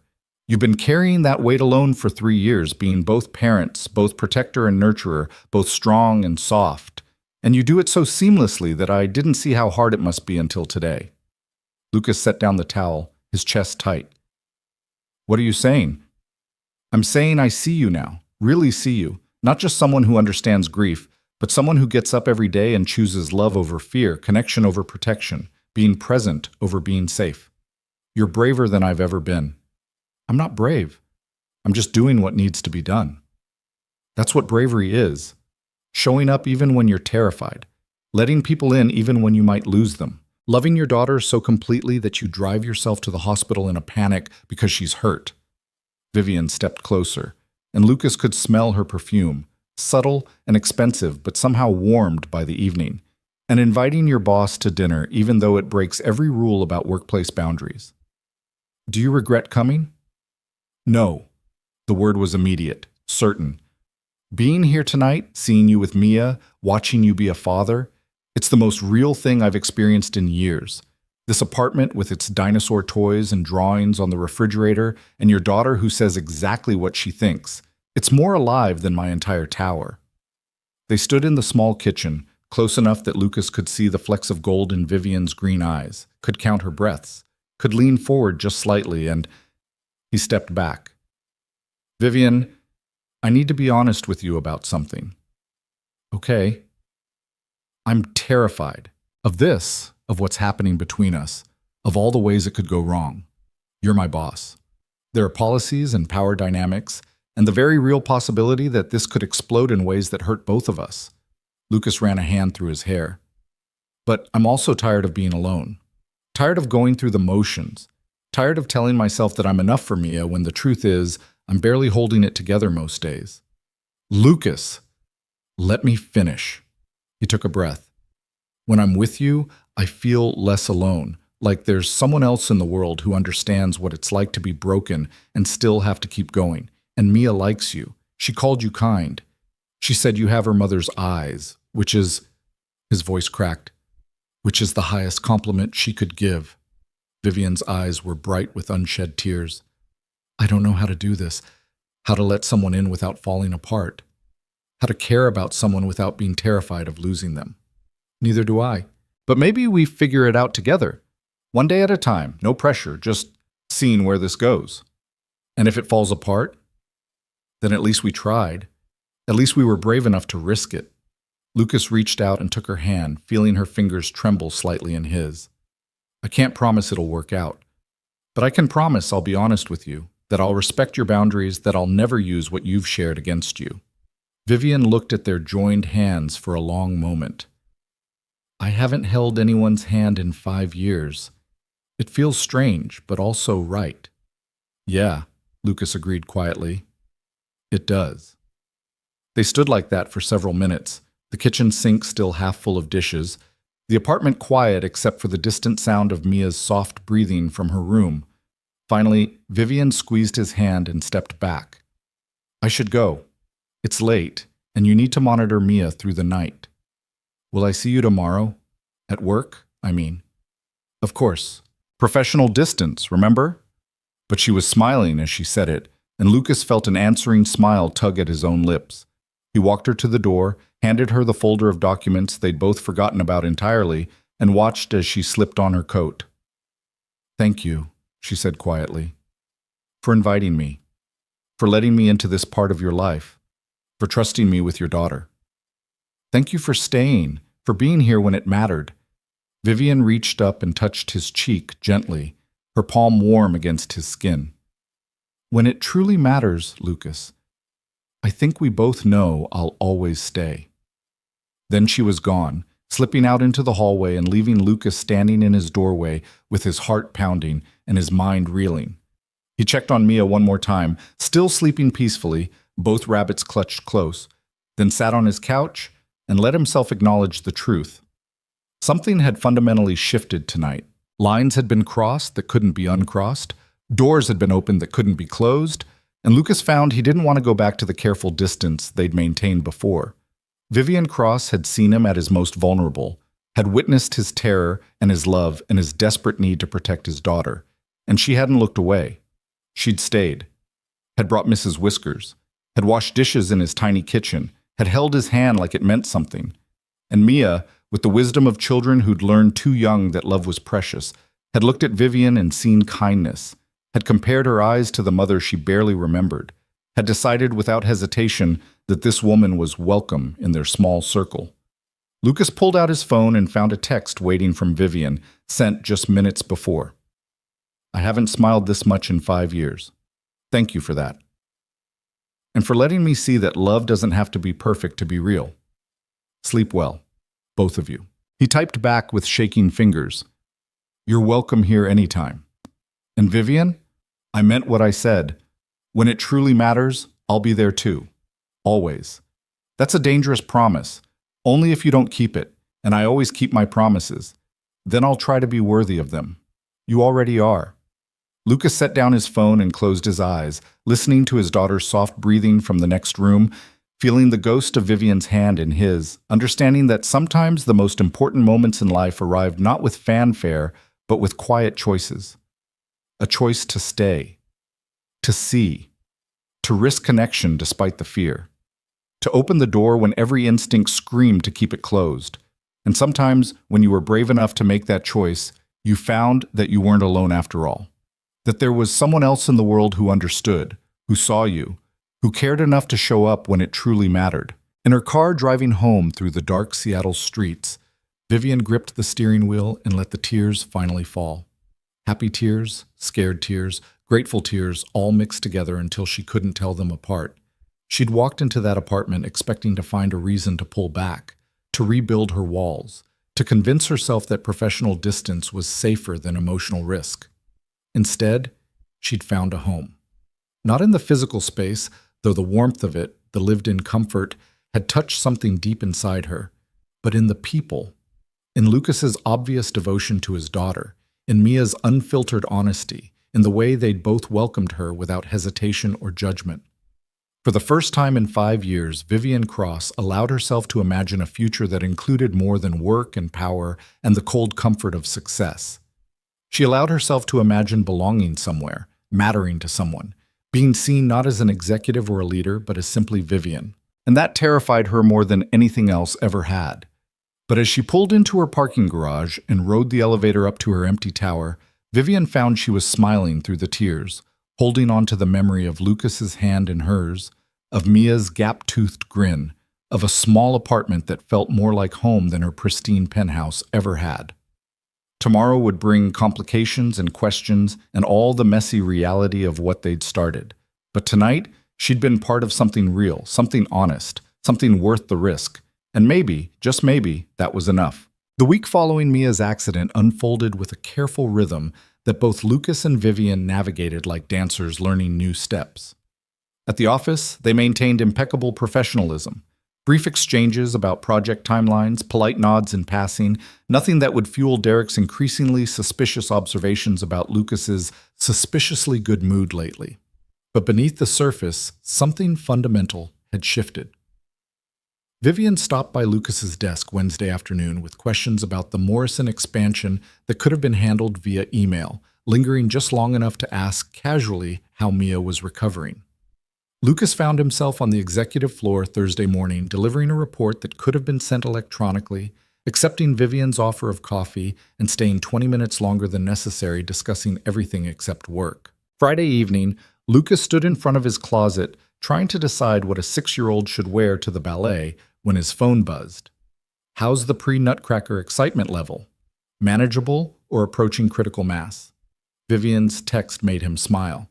She's been practicing her curtsy for an hour. I think we're well past critical mass. Perfect. That's exactly the right amount of excitement. Easy for you to say. You don't have to listen to the Nutcracker Suite on repeat for the 100th time today. I could come over and help with the pre-performance preparations, if that would be helpful and appropriate. Lucas stared at the message, his heart doing complicated things. They'd been texting constantly since Tuesday, conversations that started professional and drifted personal, that stretched late into the night when both of them should have been sleeping.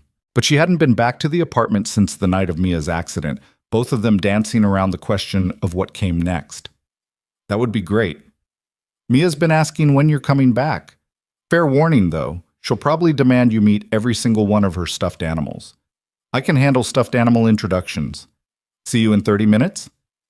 30 minutes later, Vivian arrived carrying a shopping bag that immediately caught Mia's attention. She'd dressed down again, jeans and a burgundy sweater that made her eyes look impossibly green, and her hair was pulled back in a simple ponytail that made her look younger, less guarded. Ms. Cross, Mia launched herself at Vivian with the enthusiasm reserved for favorite people. Did you come to see my ballet dress? I did, but first I brought you something. Vivian pulled a small box from the bag and handed it to Mia. For your first ballet performance. Mia tore into the wrapping with gleeful abandon, then gasped as she revealed a delicate silver bracelet with tiny ballet slipper charms. It's so pretty! Daddy, look! Lucas felt his chest tighten as he examined the bracelet. It was clearly expensive, far more than a simple thank you gift warranted, and the thought that Vivian had spent time choosing something specifically for his daughter made emotion clog his throat. Vivian, this is too much. It's perfect, Mia interrupted, holding out her wrist imperiously. Put it on, Ms. Cross. Please? Vivian knelt and fastened the bracelet around Mia's small wrist with careful fingers. There. Now you're properly dressed for the ballet. I'm going to wear it forever and ever, even when I'm sleeping, even when I'm 90. Mia threw her arms around Vivian's neck in an impulsive hug that seemed to surprise them both. Thank you. You're the best. Over Mia's shoulder, Vivian's eyes met Lucas's, and he saw the sheen of tears she was fighting to control. When Mia finally released her and ran off to show Mr. and Mrs. Whiskers the new bracelet, Vivian stood slowly, wiping discreetly at her eyes. Sorry, she said quietly. I didn't expect that to hit quite so hard. She has that effect on people. Lucas guided Vivian to the kitchen, needing a moment away from his daughter's too observant gaze. You didn't have to buy her anything. I wanted to. She's special, Lucas. The way she looks at the world with such uncomplicated joy despite everything she's lost. It's remarkable. Vivian leaned against the counter, her expression thoughtful. She reminds me that grief doesn't have to define everything, that children can carry loss without letting it destroy their capacity for happiness. She's better at it than I am, that's for sure. You're better at it than you think. You've built a life for her full of love and stability and normalcy. That takes incredible strength. Before Lucas could respond, Mia reappeared in her ballet outfit, the purple dress from her grandmother, slightly too big and held up with strategic safety pins, her hair pulled into a lopsided bun that Lucas had attempted with limited success. How do I look? She spun in a circle, the dress flaring around her. Like a princess, Vivian said immediately, though I think your bun might need some adjusting. May I? Mia nodded enthusiastically and presented herself for Vivian's attention. Lucas watched as Vivian's fingers worked through his daughter's curls with practiced ease, transforming the messy bun into something actually resembling a proper ballet hairstyle. How did you learn to do that? He asked, amazed. I danced, years ago, before business school. My mother insisted on 10 years of classical training. Vivian secured the bun with bobby pins produced from seemingly nowhere. I hated it at the time, but apparently the skills stuck. You danced? Mia's eyes went wide. Like a real ballerina? Not professionally, but I performed in the Nutcracker when I was about your age. I was a mouse in the battle scene. That's so cool. Did you wear a mouse costume? Did you have a tail? I did, and whiskers painted on my face. My mother has embarrassing photos somewhere. Vivian stepped back to admire her handiwork. There. Perfect. Mia ran to the mirror to inspect herself, squealing with delight at the transformation. Lucas found himself standing very close to Vivian in the small kitchen, close enough to feel the warmth radiating from her, close enough to see the soft smile on her face as she watched his daughter's joy. Thank you, he said quietly, for all of this. The bracelet, the hair, just being here. It means more than you know. I like being here. It feels... Vivian paused, searching for words. It feels like coming home, which is strange because home is supposed to be my penthouse with its view and its silence and its careful order. But this apartment with its chaos and its dinosaur toys and your daughter's laughter, this feels more like home than anywhere I've been in 5 years. Lucas turned to face her fully, and suddenly they were very close, close enough that he could see the faint freckles across her nose that makeup usually hid, could count the different shades of green in her eyes. Vivian, we should go. She stepped back quickly, breaking the moment. Don't want to be late. The drive to the theater was filled with Mia's constant chatter from the back seat, questions about the performance and the dancers and whether real mice would appear on stage. Vivian answered each question with patient enthusiasm, and Lucas found himself relaxing into the simple pleasure of listening to two of his favorite people connect. They arrived at the Pacific Northwest Ballet with 20 minutes to spare, the historic theater already buzzing with families dressed in their holiday best. Mia gripped Lucas's hand tightly, her eyes huge as she took in the ornate lobby with its soaring ceilings and glittering chandeliers. "Daddy, it's like a palace," she whispered, awed into rare quietness. "It is pretty spectacular," Lucas agreed, then looked up to find Vivian watching them with an expression that made his heart stutter. They found their seats, orchestra section, perfect view of the stage, and settled in. Mia sat between Lucas and Vivian, clutching her program like a treasure map, her legs swinging with anticipation. Other families filled in around them, children in party dresses and tiny suits, parents with cameras ready to capture the magic. Lucas noticed several of those parents doing double takes at Vivian, clearly recognizing her from business journals or news coverage. He felt a flicker of anxiety about being seen with her in such an obviously personal context, but Vivian seemed unconcerned, her attention focused entirely on explaining the program notes to Mia. The lights dimmed and Mia gasped with delight. The orchestra began the familiar overture, and Lucas felt his daughter's small hand find his, squeezing tight with excitement. On her other side, Vivian had gone very still, her face turned toward the stage with an expression Lucas couldn't quite read. The first act unfolded with all the magic and wonder of Tchaikovsky's masterpiece. Mia sat transfixed, occasionally whispering observations. "The Nutcracker is so tall. Look at her dress. Is that the Mouse King?" That made both Lucas and Vivian smile. But during the battle scene, when the mice and toy soldiers clashed in carefully choreographed chaos, Lucas felt Vivian's hand suddenly grip the armrest with white-knuckled intensity. He glanced over and saw tears streaming silently down her face, her jaw clenched with the effort of maintaining composure. Without thinking, Lucas reached across Mia and covered Vivian's hand with his own. She started at the contact, then turned to look at him with eyes full of pain and memory and something raw that made Lucas's chest ache. "I'm sorry," she mouthed silently. "I'm okay." But she wasn't okay. Lucas could see that. Whatever memories the performance had triggered were hitting her hard, stripping away the careful control she wore like armor.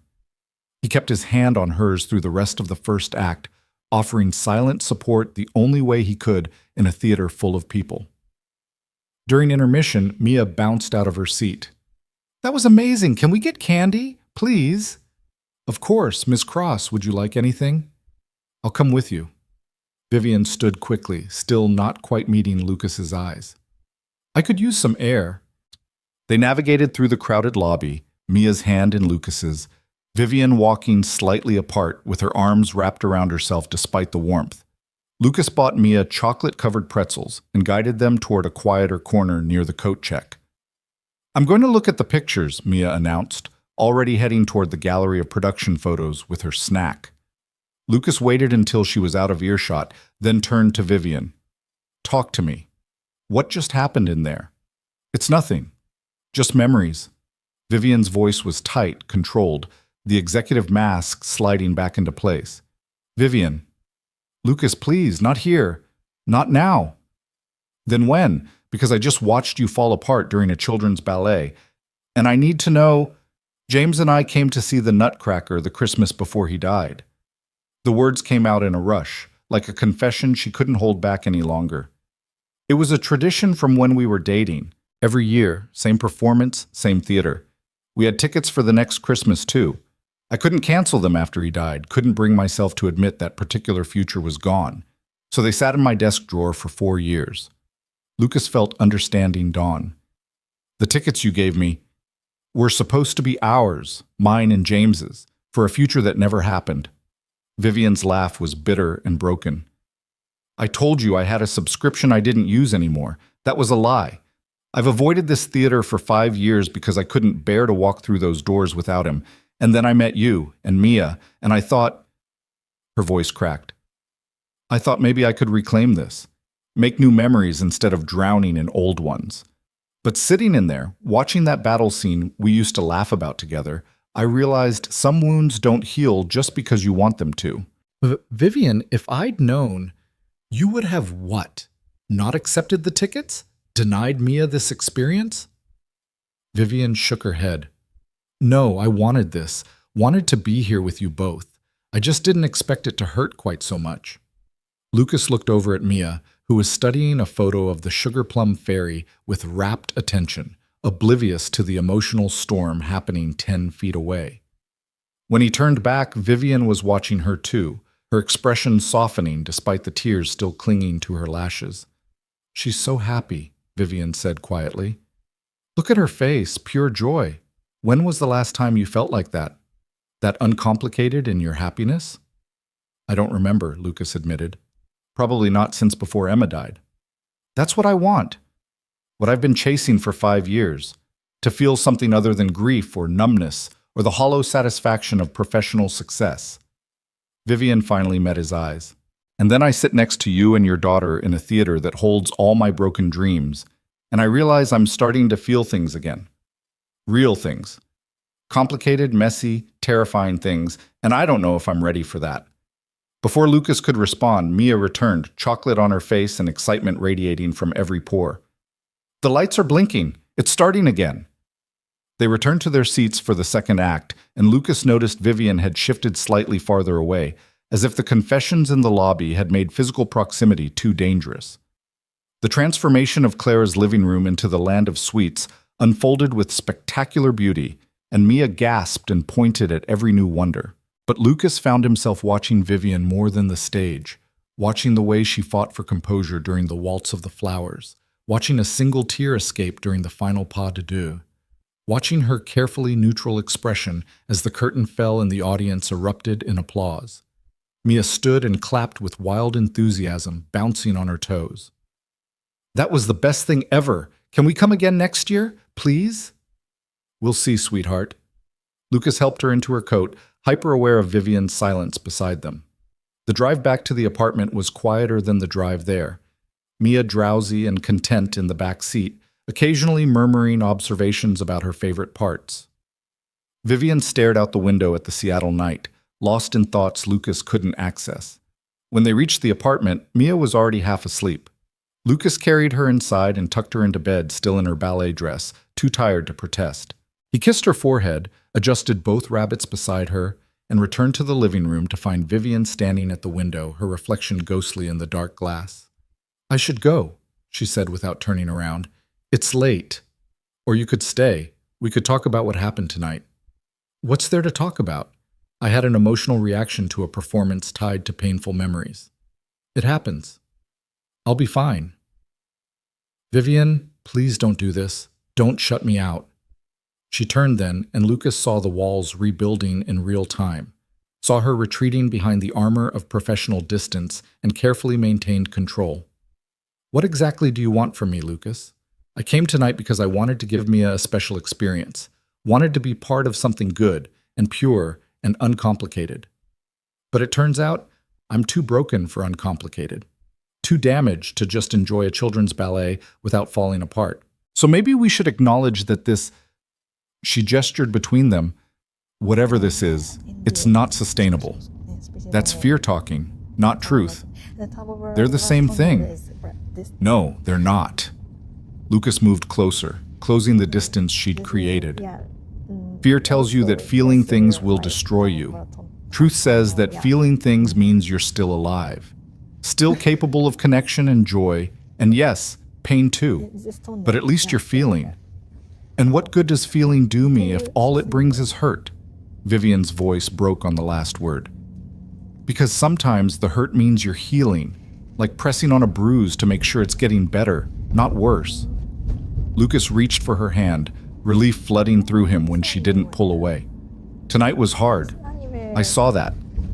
But you also smiled when Mia gasped at the transformation scene. You laughed when she asked if the Mouse King was hiring. You were present and engaged and connected, and that matters more than the tears. I don't know how to do this, Vivian whispered. How to let someone in without being terrified they'll leave. Neither do I. But we're doing it anyway, one day at a time, one moment at a time. And tonight was a moment. Painful, but real. Complicated, but honest.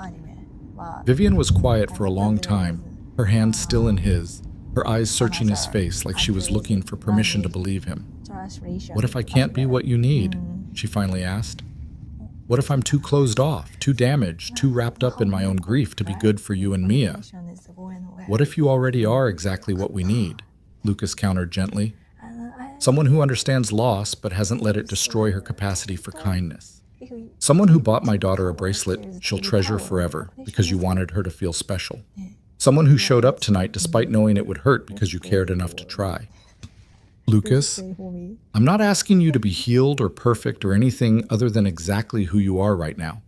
Broken and beautiful and brave enough to keep showing up even when it scares you." He squeezed her hand gently. "That's all any of us can do. Show up. Be honest. Try to be a little less alone." Vivian pulled her hand free, but only to press both palms against her face, her shoulders shaking with silent sobs. Lucas wrapped his arms around her carefully, giving her space to fall apart without falling away. She resisted for a moment, then collapsed against his chest, her tears soaking through his shirt as 5 years of carefully contained grief finally found release. Lucas held her through it, one hand stroking her hair, the other pressed against her back, offering nothing but presence and the promise that he wouldn't let go. Eventually, the sobs quieted into shuddering breaths, and Vivian pulled back slightly, wiping at her eyes with embarrassed hands. "Sorry, I don't usually..." "Stop apologizing for being human. You're allowed to cry. You're allowed to grieve. You're allowed to have complicated feelings about moving forward." Lucas cupped her face gently, tilting it up so she had to meet his eyes. "And you're allowed to trust that I'm not going anywhere just because things get messy." "How can you be sure? You barely know me." "I know enough. I know you're kind and brilliant and stronger than you think. I know you make my daughter laugh, and you remember how she takes her hot chocolate with extra marshmallows. I know you drove me to the hospital without hesitation and stayed for hours in uncomfortable chairs because you cared. That's enough to build on." Vivian searched his face, and Lucas saw the exact moment she decided to trust him, saw something fragile and hopeful flicker to life in her eyes. "Okay," she whispered. "Okay, we try this. Carefully. One day at a time." "One day at a time," Lucas agreed. She leaned up and pressed her forehead to his, her breath warm against his skin, her hands finding his and holding tight.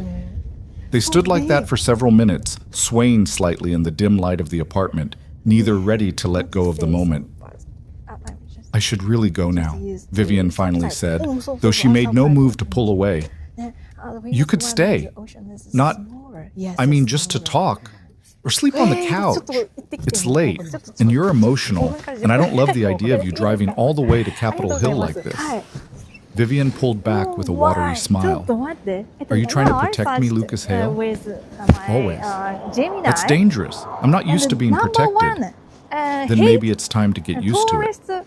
Lucas brushed a strand of hair from her face, his thumb catching on her cheek. "Stay, please."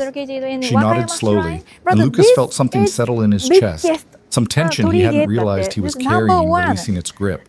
He gave her a blanket and one of his old college sweatshirts, showed her where the bathroom was, and retreated to his own room to give her privacy.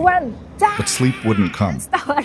Lucas lay in bed staring at the ceiling, hyper-aware of Vivian's presence in the next room, of the way his apartment felt different with her in it, more complete somehow. Around midnight, there was a soft knock on his door. "Lucas, are you awake?" "Yeah, come in."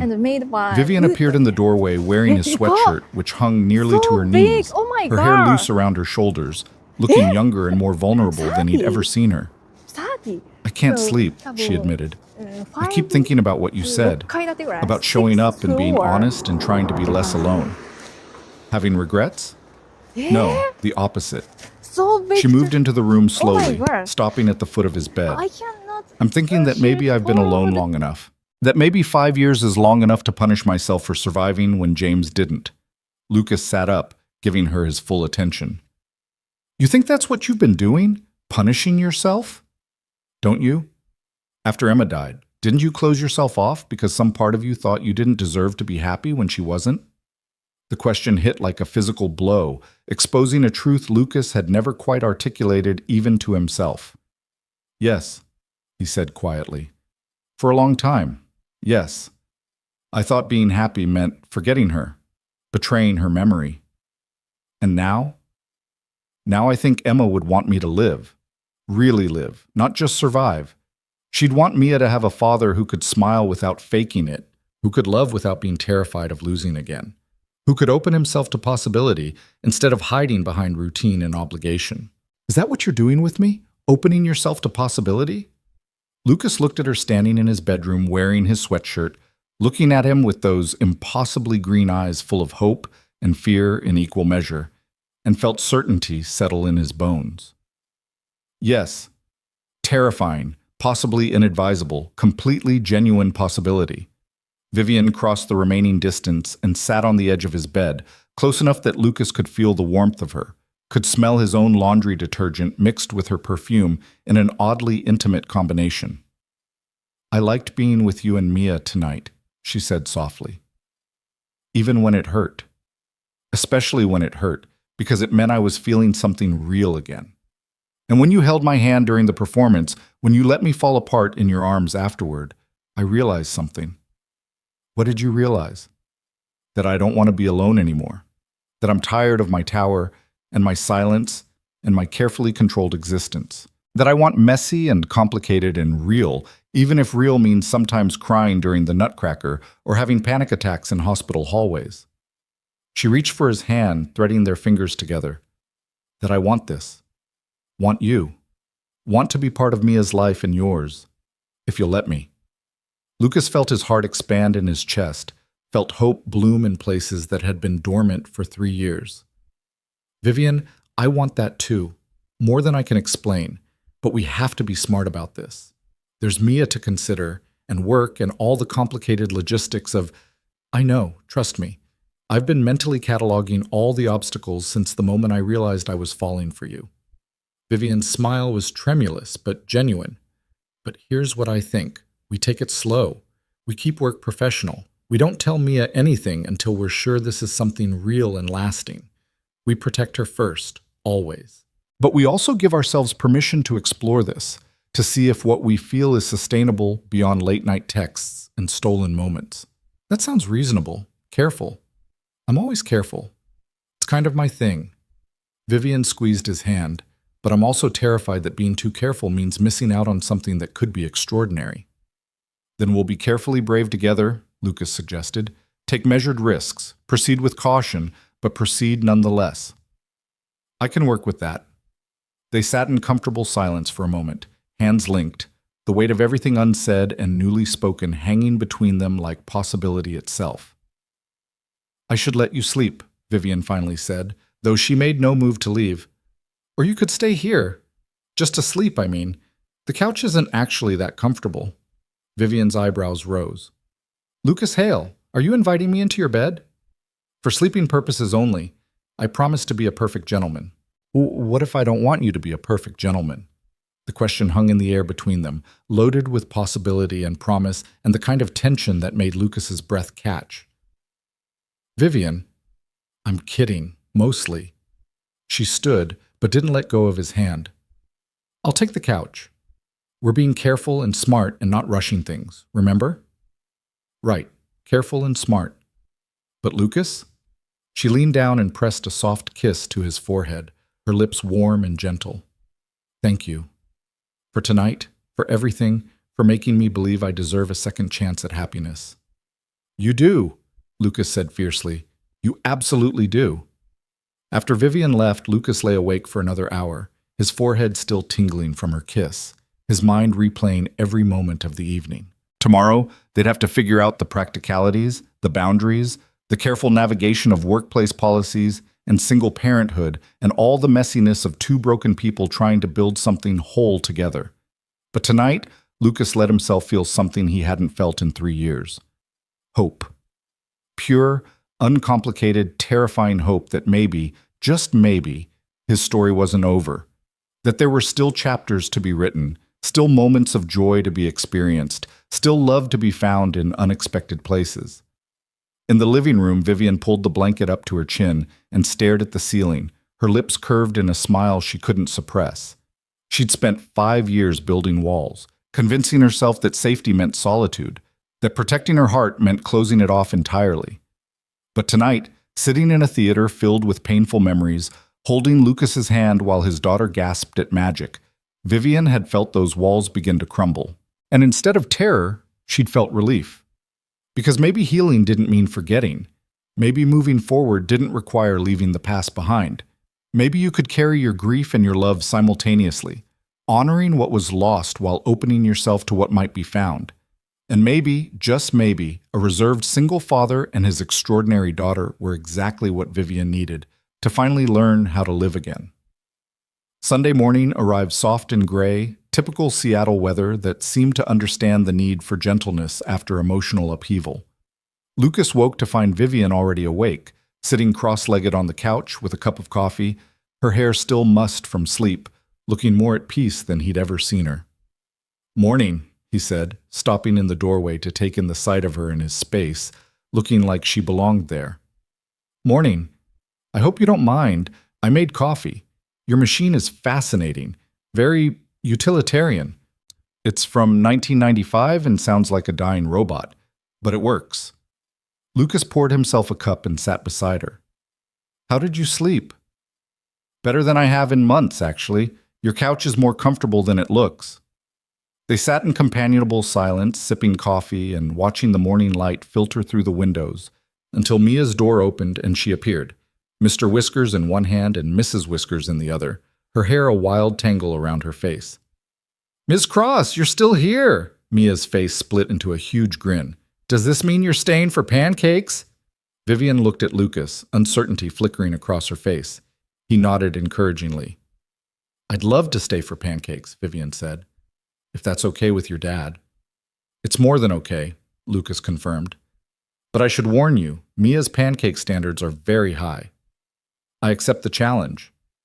And just like that, the morning unfolded with an ease that felt both natural and miraculous. Vivian helped make pancakes while Mia provided enthusiastic supervision and insisted on adding chocolate chips for special occasions. They ate at the small kitchen table, Mia chattering about the ballet, already planning next year's performance before this one had fully ended. Lucas watched Vivian laugh at his daughter's jokes, watched her help clean up without being asked, watched her belong in their small space like she'd always been there. And he understood with sudden clarity that this was what choosing carefully meant, not avoiding risk entirely, but selecting which risks were worth taking. Vivian Cross, with her broken heart and careful walls and unexpected kindness, was absolutely worth the risk.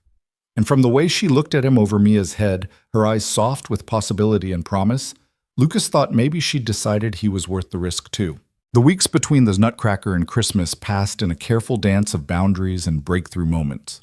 Lucas and Vivian developed an unspoken rhythm, professional distance at work that fooled no one who paid close attention, stolen lunch hours in quiet cafes across town where nobody from the company would recognize them, Sunday morning pancakes that became a standing tradition Mia looked forward to with increasing enthusiasm. They were careful. So careful it sometimes hurt. No public displays at work, no lingering touches in the office, nothing that would give Derek's gossip mill ammunition or raise questions about favoritism regarding Lucas's recent promotion. But in the quiet spaces they carved out for themselves, away from corporate politics and curious eyes, something real and solid began to build. Vivian learned that Mia hated peas but would eat broccoli if you called it dinosaur trees, that she had nightmares on Tuesdays for reasons no one could explain, that she still talked to her mother's photograph before bed some nights and said things like, "Mommy would have liked you," with the casual certainty of children who believed the dead could still hear them. Lucas learned that Vivian played Chopin when she couldn't sleep, that she'd wanted 3 children before James died and the dream died with him, that she kept his wedding ring in a small wooden box on her dresser and sometimes held it when the loneliness became too heavy. He learned she was fiercely private but desperately lonely, that her walls were high but not impenetrable, that beneath the executive armor was someone who laughed at Mia's terrible knock-knock jokes and cried during animated movies when she thought no one was watching. They learned each other carefully, deliberately, building trust brick by brick until the foundation felt strong enough to bear weight, but the corporate world didn't stay carefully contained forever. The company's annual family picnic arrived in early December, a tradition that Lucas had attended the previous year with Mia and left early, unable to bear the sight of complete families doing complete family things. This year felt different. This year, Vivian would be there, and while they'd agreed to maintain professional distance, Lucas found himself looking forward to it with an anticipation that felt dangerous. The morning of the picnic dawned clear and cold, the kind of Pacific Northwest winter day where the sky was impossibly blue and everything felt sharp-edged with possibility.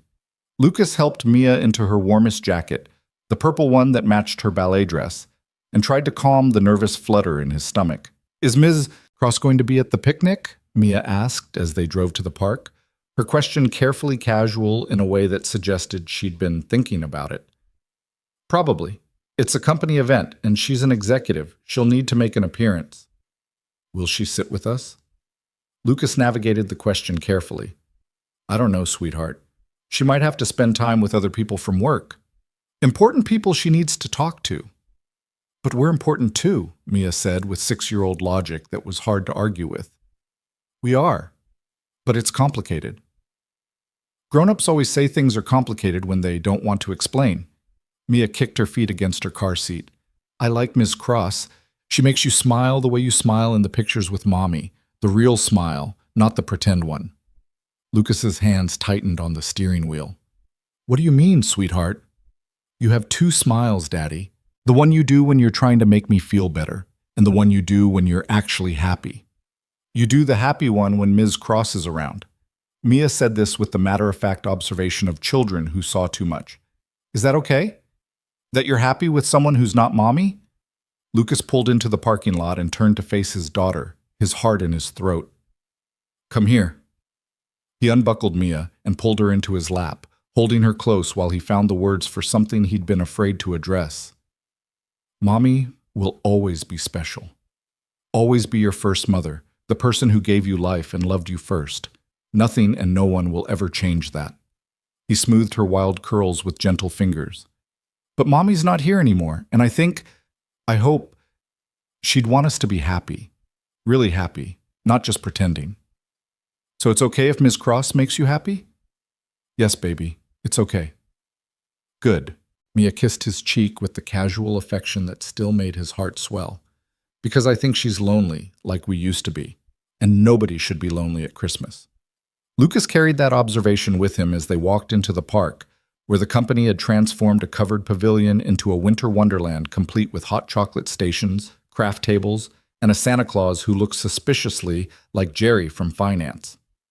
Families clustered in groups, children running wild with the kind of sugar-fueled energy that only company-sponsored events could inspire. Lucas spotted Vivian immediately.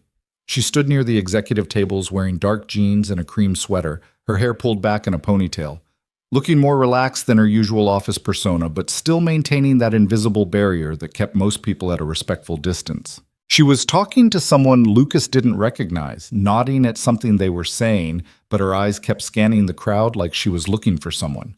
When her gaze found his, she smiled. Not the professional smile she used in meetings, but the real one, the one that made her eyes light up and her whole face soften.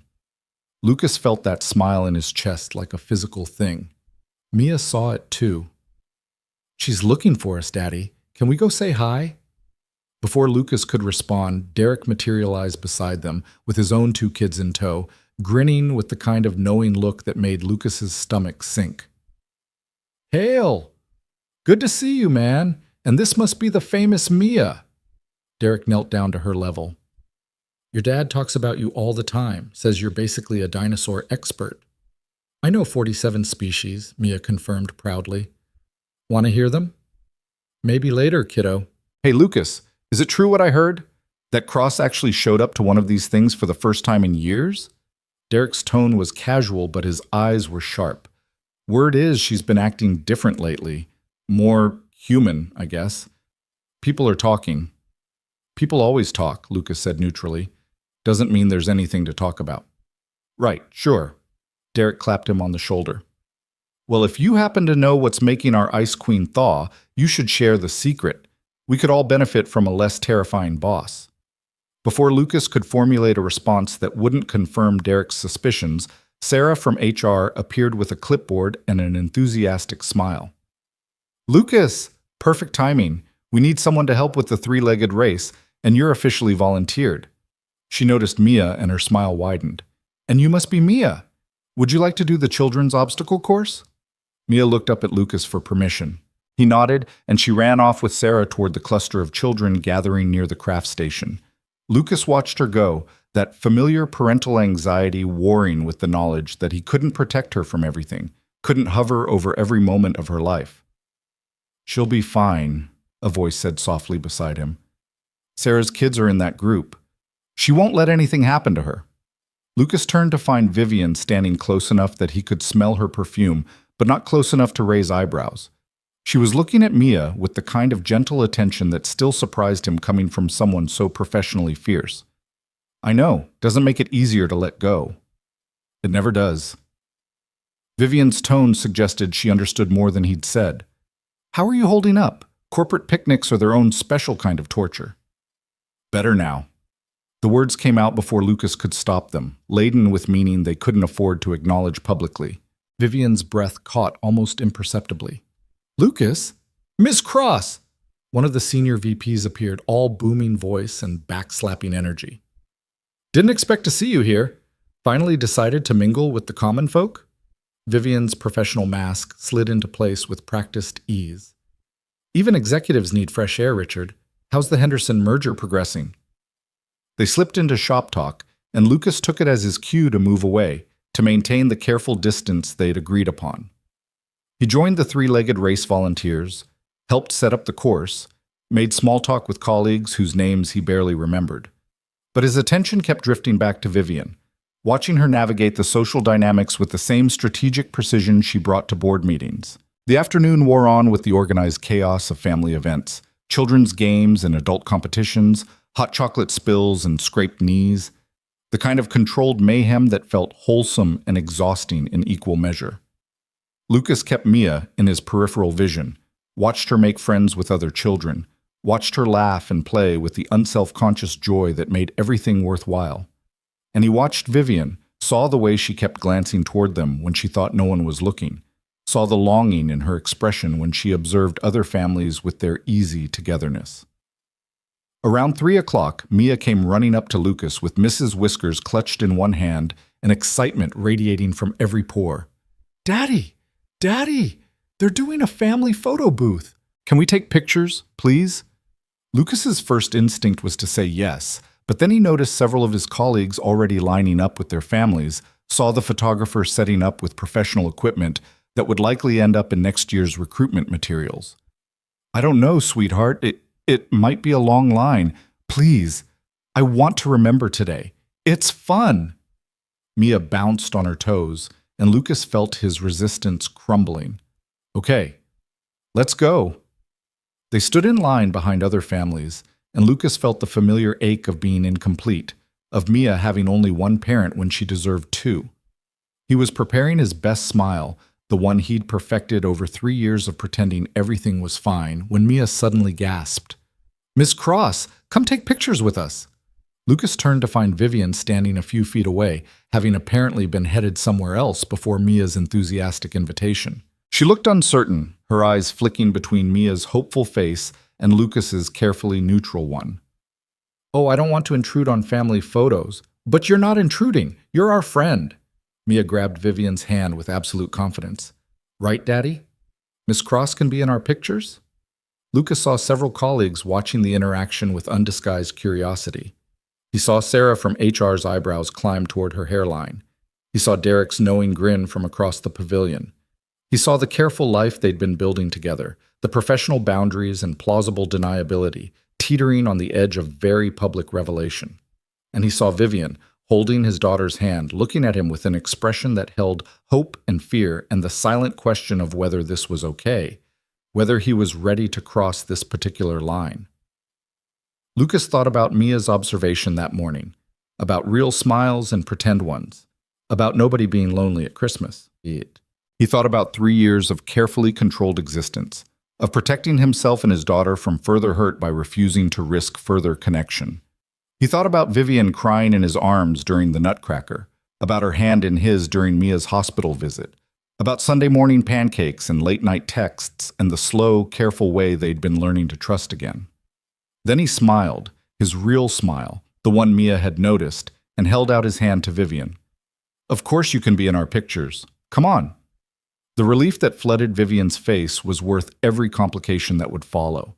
She took his hand, and together they stepped up to the photo booth with Mia between them, chattering excitedly about poses and props. The photographer, oblivious to the significance of the moment, cheerfully directed them through several shots, serious ones where they all looked straight at the camera, silly ones where Mia made faces and Lucas crossed his eyes, candid ones where they were laughing at something Mia had said. In the last photo, just before the photographer called time, Mia grabbed both their hands and said with absolute conviction, "Smile like you mean it." And they did. All three of them, standing close enough that their shoulders touched, holding hands with unconscious ease, smiling like they meant it because for the first time in years, they actually did. The photographer handed them the photo strip a few minutes later, and Lucas looked at the images with something caught between wonder and terror. They looked like a family, not trying to look like one, not pretending for the camera, but actually genuinely resembling a complete unit. "Can I keep this?" Mia asked, already clutching the photos. "Of course, sweetheart."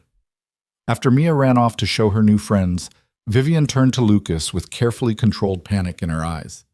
"That was probably not our smartest move," she said quietly. "Probably not," Lucas agreed. "People are definitely going to talk. Derek's already photographing the photos with his phone. I saw him. This will be all over the office by Monday, most likely. So we should probably discuss what we're going to say, how we're going to handle the questions and the speculation." And Vivian paused as Lucas started laughing, actual genuine laughter that made her break off mid-sentence. "What's funny? We're standing here trying to strategize our way out of feeling things publicly when the truth is, I don't want to hide anymore." Lucas took her hand again, right there in the middle of the company picnic where anyone could see. "I'm tired of careful. I'm tired of protecting myself from possibilities. I'm tired of pretending you're just my boss when you've become so much more than that. Lucas, people are watching. Let them watch." He squeezed her hand gently. "I spent 3 years being invisible, going through motions, existing instead of living because I was afraid of being hurt again. But Mia was right this morning. You make me smile for real. And life's too short to waste on fake smiles and carefully maintained distance." Vivian looked at their joined hands, at the colleagues who were absolutely noticing, at Mia laughing with other children across the pavilion. "What about Mia?" she asked, her voice barely above a whisper. "What about protecting her from another potential loss if this doesn't work out? What about showing her that it's okay to take chances on people? That love doesn't have to be perfect to be real?" Lucas turned Vivian to face him fully. "You asked me once how I keep going for her. This is how. By modeling the kind of life I want her to have, one where she doesn't let fear stop her from connecting with people who matter." "And I matter?" "You matter," Lucas confirmed. "To both of us. More than is probably wise given how recently this all started, but truth doesn't wait for convenient timing." Vivian's eyes were bright with tears she was fighting not to shed in public. "I'm scared." "Me too, but I'm more scared of losing this because we were too afraid to fight for it." Before Vivian could respond, someone cleared their throat pointedly beside them. They turned to find Richard, the senior VP, looking at their joined hands with barely concealed interest. "Ms. Cross." "Hail. Interesting to see you two so friendly." His tone made it clear he'd noticed significantly more than friendship. Vivian's shoulders squared, her executive presence sliding into place even as she kept hold of Lucas's hand. "Lucas and I have been seeing each other outside of work. Nothing that impacts our professional relationship or creates conflicts of interest. He reports to division management, not directly to me. But yes, we're involved, personally." Lucas felt pride swell in his chest at her directness, at the way she claimed their relationship publicly without hesitation or apology. Richard's eyebrows climbed. "I see. And HR has been notified of this relationship?" "They will be, first thing Monday morning." Vivian's tone was crisp, professional, brooking no argument. along with a formal request for review to ensure there are no policy violations. I've already consulted the employee handbook. There are no restrictions on relationships between employees at different levels provided there's no direct reporting structure, which there isn't. Very thorough of you. Richard's expression was hard to read. Though I have to say this is unexpected. You've always been so dedicated to maintaining strict professional boundaries. People change, Vivian said simply. Circumstances evolve. I'm still completely committed to my work in this company, but I'm also committed to having a life outside these walls. Surely you can understand that, Richard. You're always talking about work-life balance. When I talk about it, yes. When our youngest executive VP actually implements it, that's newsworthy. But Richard was smiling now, genuine rather than judgmental. Well, good for you, Vivian. About time you let yourself be human. And Hale, you're either very brave or very foolish for taking on this particular challenge. Probably both, sir, Lucas said with more confidence than he felt. After Richard walked away, Lucas let out a breath he hadn't realized he'd been holding. Well, that happened. That happened, Vivian agreed, still gripping his hand like a lifeline. And now there's no taking it back. Do you want to take it back? She looked at him for a long moment, her green eyes searching his face, then glanced over at Mia, who was watching them with undisguised delight. No, Vivian said finally. I don't want to take it back. I want to stop hiding. Want to be able to hold your hand without worrying about who's watching. Want to be part of Mia's life openly instead of sneaking around like we're doing something wrong. We're not doing anything wrong. I know, but it's taken me this long to actually believe that. Vivian squeezed his hand gently. So what do we do now? Now we go talk to Mia. Make sure she understands what this means. Then we figure out the rest as we go. They found Mia showing off her photo strip to anyone who would look, her pride in their family portrait obvious and uncomplicated. Mia, can we talk to you for a minute? Lucas knelt down to her level and Vivian followed suit. Sure, what's up? Lucas glanced at Vivian, who nodded encouragingly. You know how Ms. Cross has been spending time with us? Coming over for pancakes and movies and stuff? Yeah, it's fun. I like when she's there. Good. Because Ms. Cross and I, we like each other.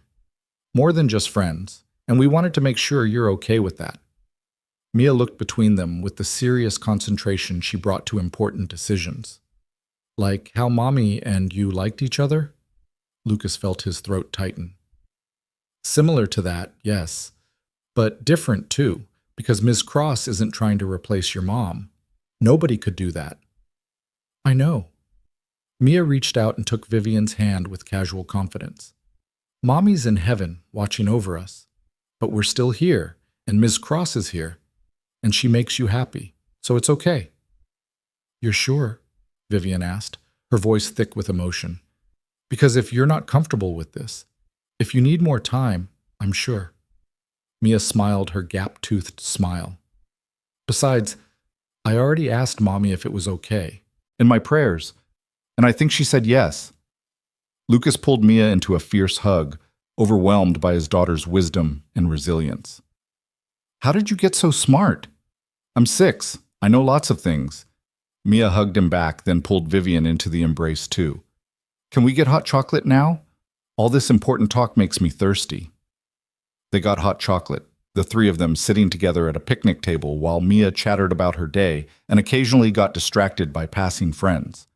Lucas felt eyes on them, curious glances, knowing looks, the whispered conversations that always followed workplace romances into public view. But for the first time in 3 years, he didn't care. Let them talk. Let them speculate. Let them see that Lucas Hale, operations analyst and single father, had found something worth risking his carefully controlled existence for. As the picnic wound down and families started gathering their things, Sarah from HR approached their table with her clipboard and a professional smile that didn't quite hide her curiosity. Lucas, Ms. Cross, could I have a word? Here it comes, Lucas thought. The official complications, the policy discussions, the careful documentation of workplace relationships. But Sarah surprised him. I just wanted to say congratulations. It's nice to see you happy, both of you. And Lucas, I remember last year's picnic. You left early because it was too hard being surrounded by complete families. I'm glad this year is different. Thank you, Sarah. That means a lot. Of course, we'll need to file the appropriate paperwork Monday. Standard procedure for workplace relationships. But between you and me? Sarah's smile widened. I think you two are good for each other. Sometimes the best things come from unexpected places. After Sarah left, Vivian leaned close enough that only Lucas could hear. Did that just happen? Did HR basically give us their blessing? Apparently so. Huh. Maybe this won't be as complicated as I feared. Oh, it'll still be complicated, Lucas assured her. Just maybe worth it anyway. The drive home was quiet. Mia asleep in the back seat with her photo strip clutched in one hand and Mrs. Whiskers in the other. Vivian followed in her own car, having agreed to come over for dinner despite the long day, despite the emotional exhaustion of going public with their relationship. As Lucas carried Mia up to their apartment, he wondered if Vivian would have second thoughts, now that the reality was settling in, now that Monday would bring official documentation and office gossip and all the messy logistics they'd been avoiding. But when he opened the door, Vivian was right behind him, and the look on her face wasn't regret or fear. It was determination mixed with something that looked a lot like hope. After tucking Mia into bed, she barely woke up enough to brush her teeth. Lucas returned to the living room to find Vivian standing at the window, silhouetted against the city lights. I have something for you, she said without turning around. But I need you to understand something first. Okay. Lucas moved to stand beside her, close enough to touch, but not touching, waiting. When James died, I thought my life was over. Not just the future we'd planned, but any future worth having. I threw myself into work because it was safe, controllable, something I could master when everything else felt chaotic and meaningless. Vivian's voice was steady but quiet. I built a fortress around myself and told myself I was fine inside it. Strong, independent, in control. Vivian, let me finish. She took a breath.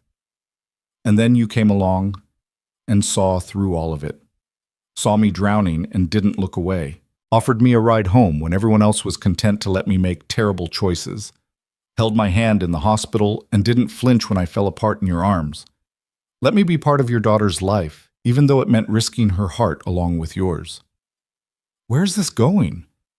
I'm saying that you gave me a gift I didn't know I needed, the permission to be human again, to feel things, to want things beyond professional success, to imagine a future that includes more than just surviving. Vivian finally turned to face him, and Lucas saw tears streaming down her face that she made no effort to hide. And I want to give you something in return.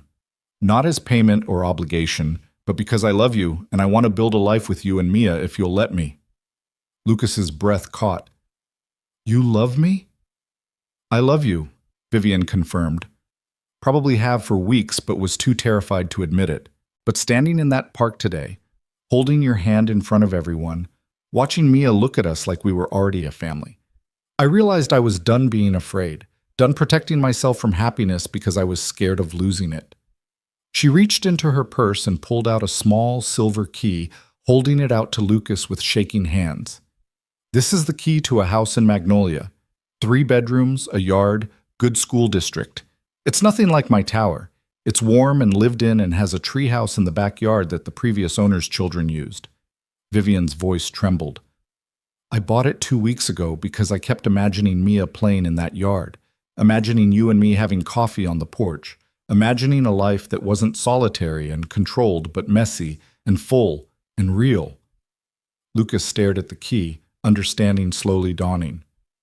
You bought a house. I bought a house. For us. If you want it. If you're ready for that step. Vivian set the key in his palm, her fingers lingering. I'm not asking you to marry me or make promises you're not ready for. I'm asking if you and Mia want to build a home with me. Take whatever time you need to think about it. There's no pressure, no expectation. Lucas cut her off by pulling her into his arms and kissing her with all the emotion he'd been holding back for weeks. Vivian melted against him, her hands fisting in his shirt, kissing him back with equal intensity until they were both breathless. Yes, Lucas said when they finally broke apart. Yes to the house. Yes to building a life together. Yes to all of it. Are you sure? We've only been doing this for a few months. It's fast, maybe too fast. It's exactly the right speed. Emma and I dated for 3 years before getting married, and we still weren't prepared for everything life threw at us. Sometimes you just know. Lucas cupped Vivian's face gently. And I know that I love you, that Mia loves you, that you make us feel like a family again, but different this time. Better in some ways because we all chose this with full knowledge of what loss feels like. Vivian's sob was half laugh, half cry. I love you too, both of you, so much it terrifies me. Good, we can be terrified together. Lucas kissed her again, softer this time. When can we see the house? Tomorrow? I want Mia to see it, to make sure she likes it before we make any final decisions. She's gonna love it, especially the treehouse. I hope so. Vivian rested her forehead against his. Lucas, I need you to understand what I'm offering here.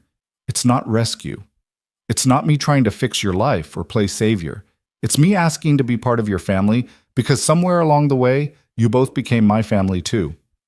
I know, and we want you, not your money or your house or anything you can provide beyond yourself. Just you, broken and beautiful and brave enough to try again. They stood wrapped in each other's arms for a long time, swaying slightly to music only they could hear, until a small voice interrupted from the hallway. Are you guys kissing? Mia asked with a mixture of curiosity and mild disgust. Gross! They broke apart to find Mia standing in her pajamas, Mr., and Mrs. Whiskers tucked under one arm, her hair a wild tangle. Sorry, sweetheart. Did we wake you? Lucas moved to scoop her up, but Mia dodged and went straight to Vivian instead, wrapping her small arms around Vivian's waist. I had a dream about Mommy, Mia said into Vivian's sweater. She said to tell you thank you for taking care of us. Vivian's eyes flooded with tears as she knelt down to Mia's level. You dreamed about your mom? She does that sometimes, Lucas explained quietly. Usually when something important is happening.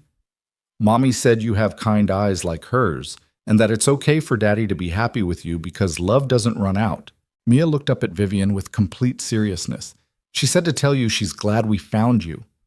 Vivian pulled Mia into a fierce hug, her shoulders shaking with silent sobs. I'm glad you found me too, sweetheart. So glad. Lucas watched them together, his daughter and the woman he loved, holding each other with the easy affection that had developed over Sunday morning pancakes and hospital visits and ballet performances, and felt something settle in his chest. Not the absence of grief, but the presence of something stronger. Hope mixed with love, possibility threaded with gratitude. The understanding that endings could lead to beginnings if you were brave enough to let them. The next morning, they drove to Magnolia in Vivian's car, Mia bouncing with excitement in the back seat despite not knowing where they were going. When Vivian pulled up in front of a charming craftsman-style house with a wide porch and a massive oak tree in the backyard, Mia's squeal of delight was everything Lucas had hoped for. Is this where we're going to live? She asked, her face pressed against the window. If you like it, Vivian said. Want to look around? The house was perfect. Not because it was big or luxurious, though it was certainly nicer than their cramped apartment, but because it felt like a home. The previous owners had left it warm and welcoming, with built-in bookshelves and a fireplace, and windows that let in floods of natural light. The kitchen was big enough for all of them to cook together, the bedroom spacious enough for Mia to have proper furniture and play space. But it was the backyard that sold it. Mia discovered the treehouse within 30 seconds and was climbing up before Lucas could stop her, her delighted laughter echoing down. This is the best house ever! Can we really live here? Really, truly? Really, truly, Vivian confirmed, looking at Lucas with a question in her eyes. Lucas walked through the empty rooms, imagining them filled with furniture and life and all the beautiful chaos of actually living instead of just existing. He imagined Sunday morning pancakes in that bright kitchen, imagined Mia doing homework at the dining room table, imagined falling asleep next to Vivian in the master bedroom and waking up to something that felt like home. It's perfect, he said when he found Vivian in what would be their bedroom, standing at the window looking out at Mia playing in the treehouse. Absolutely perfect. You're sure? We can keep looking if... Lucas silenced her with a kiss. I'm sure. This is it. This is our next chapter. Our next chapter, Vivian repeated, testing the words. I like the sound of that. They spent the afternoon exploring the house with Mia, making plans and discussing logistics, and slowly beginning to believe that this was real, that they were actually going to do this. Move in together, build a life together, be a family in all the ways that mattered. As the sun started setting and Mia's energy finally began to flag, they sat on the porch steps together, Lucas in the middle, Mia on one side, Vivian on the other, watching the neighborhood come alive with evening routines. When can we move in? Mia asked around a yawn. After Christmas, Vivian said. That gives us time to pack and plan and make sure everything's ready. And Mrs. Whiskers approves of her new room? Lucas added with a smile. Mrs. Whiskers loves it, she told me. Mia leaned against Lucas's shoulder, her eyes drooping. Daddy, is it okay that I'm happy, even though Mommy's not here? Lucas felt the familiar ache in his chest, but it was softer now, gentled by time and love and the understanding that grief and joy could coexist. Yes, baby, Mommy would want you to be happy. She'd want all of us to be happy. Good, because I am happy, really happy, the kind where you smile without trying. Mia reached across Lucas to take Vivian's hand. We're a family now, right? Even though it's different from before? We're a family, Vivian confirmed, her voice thick with emotion. If that's okay with you. It's very okay, Mia yawned hugely. Can we get that fish now for the new house? A family should have a fish. We'll talk about the fish, Lucas said, exchanging an amused glance with Vivian over Mia's head. As they drove back to the apartment, their last months in that cramped space suddenly feeling bittersweet now that something better waited. Lucas reflected on the journey that had brought them here. A rainy night, a simple choice to help someone who was drowning, a series of careful risks that had built into something extraordinary. 1 year ago, standing in that same ballroom at the company mixer, Lucas had been counting down the minutes until he could escape back to his carefully controlled existence. He'd been surviving, but not living, going through motions, but not feeling, protecting Mia and himself from further hurt by refusing to risk further connection. And then Vivian had reached for her car keys, and Lucas had made a choice that changed everything. The winter holidays passed in a blur of packing and planning and the kind of joyful chaos that came with building a life together. Christmas morning was spent in the new house. They'd moved in early, unable to wait, with Mia shrieking over presents and a tree that Vivian had insisted on decorating with all new ornaments while carefully preserving the handmade ones from Emma that Lucas had saved. New memories don't have to erase old ones, Vivian had said while hanging a photo ornament of Emma holding baby Mia. They can exist side by side. New Year's Eve arrived soft and quiet. Mia asleep upstairs in her new room with both rabbits and a new fish tank that had been Vivian's contribution to the family menagerie. Lucas and Vivian sat on the porch despite the cold, wrapped in blankets, watching Seattle's distant fireworks paint the sky in colors. 1 year ago tonight, I was alone in my tower counting down to midnight and wondering if I'd ever feel anything again, Vivian said quietly. And now I'm here with you, in a house we chose together, with a daughter who calls me by my first name sometimes and still asks permission to hug me because she's so thoughtful and careful with people's feelings. She gets that from her mother, both of them. Lucas pulled Vivian closer against the cold. Thank you for this, for taking the risk, for being brave enough to let us in, for giving Mia the gift of watching love grow instead of only understanding loss. Thank you for seeing me when everyone else looked away, for holding my hand in the hospital and not letting go, for trusting me with your daughter and your heart even though you'd been hurt before. Vivian turned to kiss him softly as fireworks burst overhead, for giving me a reason to come home. You are home, Lucas murmured against her lips. This house, this life, this family we've built from broken pieces. You're not just visiting, you belong here. I belong here, Vivian repeated, wonder in her voice. I finally belong somewhere. They sat in comfortable silence until the fireworks ended and the neighborhood quieted into the peaceful hush of new beginnings. Inside, Lucas could see the warm glow of lights they'd left on, could see the photos they'd hung on walls, some old, some new, all telling the story of lives that had been broken and carefully rebuilt. What do you think happens next? Vivian asked. After the happy beginning, I mean. After we've chosen each other and moved in together and built this life. I think we keep choosing each other. Every day, even on the hard ones. Especially on the hard ones. Lucas threaded his fingers through hers. We'll have fights and misunderstandings and days when grief hits hard and we can barely function. We'll make mistakes and say the wrong things and have to figure out how to be a family without a manual. That sounds terrifying. It is terrifying, but it's also real, and I'll take real and messy over safe and lonely any day. Me too. Vivian rested her head on his shoulder. I love you, Lucas Hale. Thank you for teaching me how to live again. I love you too. And you taught me the same thing, that survival isn't enough, that opening your heart is always worth the risk, that sometimes the person you rescue ends up rescuing you right back. Later, after they'd checked on Mia one more time and fallen into bed exhausted and content, Lucas lay in the darkness listening to Vivian's breathing even out into sleep. He thought about that rainy night 1 year ago, about the choice he'd made to help instead of looking away, about all the small moments that had built into this extraordinary thing. His phone buzzed with a text from Derek. Happy New Year, man. Glad you found your happy ending. You deserve it. Lucas smiled and typed back. Not an ending. A beginning. And yeah, I'm pretty glad too. He set the phone aside and pulled Vivian closer, feeling her curl into him even in sleep.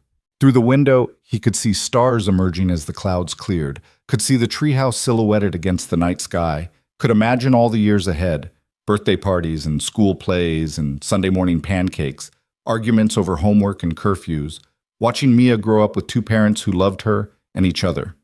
It wouldn't be perfect. Perfect was impossible, a fantasy sold by people who'd never experienced real loss and real love in equal measure. But it would be real. Honest. Built on the foundation of two people who'd survived their worst nightmares and found the courage to risk their hearts again. And sometimes, Lucas thought, as sleep finally pulled him under, that was better than perfect ever could be. Sometimes a simple act of decency, reaching across a bar and taking someone's car keys, offering a ride home when everyone else looked away, opened doors you didn't even know existed. Sometimes caring enough to see someone when they were drowning led both of you to find solid ground. And sometimes, on rainy Seattle nights and quiet New Year's mornings, and every ordinary moment in between, you discovered that the best things in life came not from avoiding risk, but from choosing carefully which risks were worth taking. Lucas had chosen to help. Vivian had chosen to trust. Together, they'd chosen to build something worth keeping. And in the bedroom down the hall, Mia slept peacefully with her rabbits and her fish, and the absolute certainty that love didn't run out, that families could be built from broken pieces, that happy beginnings were possible even after devastating endings. The house settled around them with the comfortable sounds of home, the heater clicking on, the fish tank bubbling softly, the wind chimes Vivian had hung on the porch, creating gentle music in the winter breeze.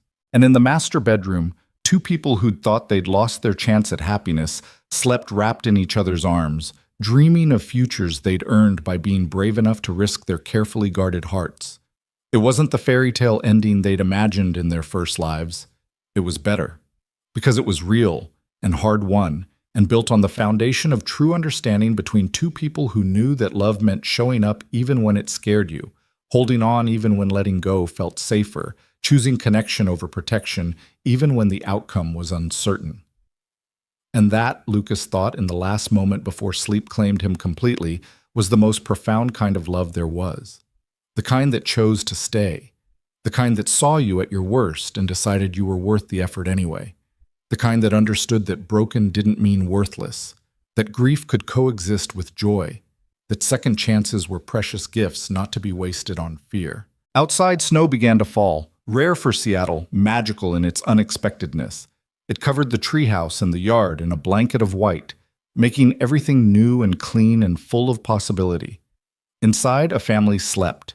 Not the family any of them had planned or expected, but the family they'd built together through courage and kindness, and the simple choice to be present for each other in moments that truly mattered.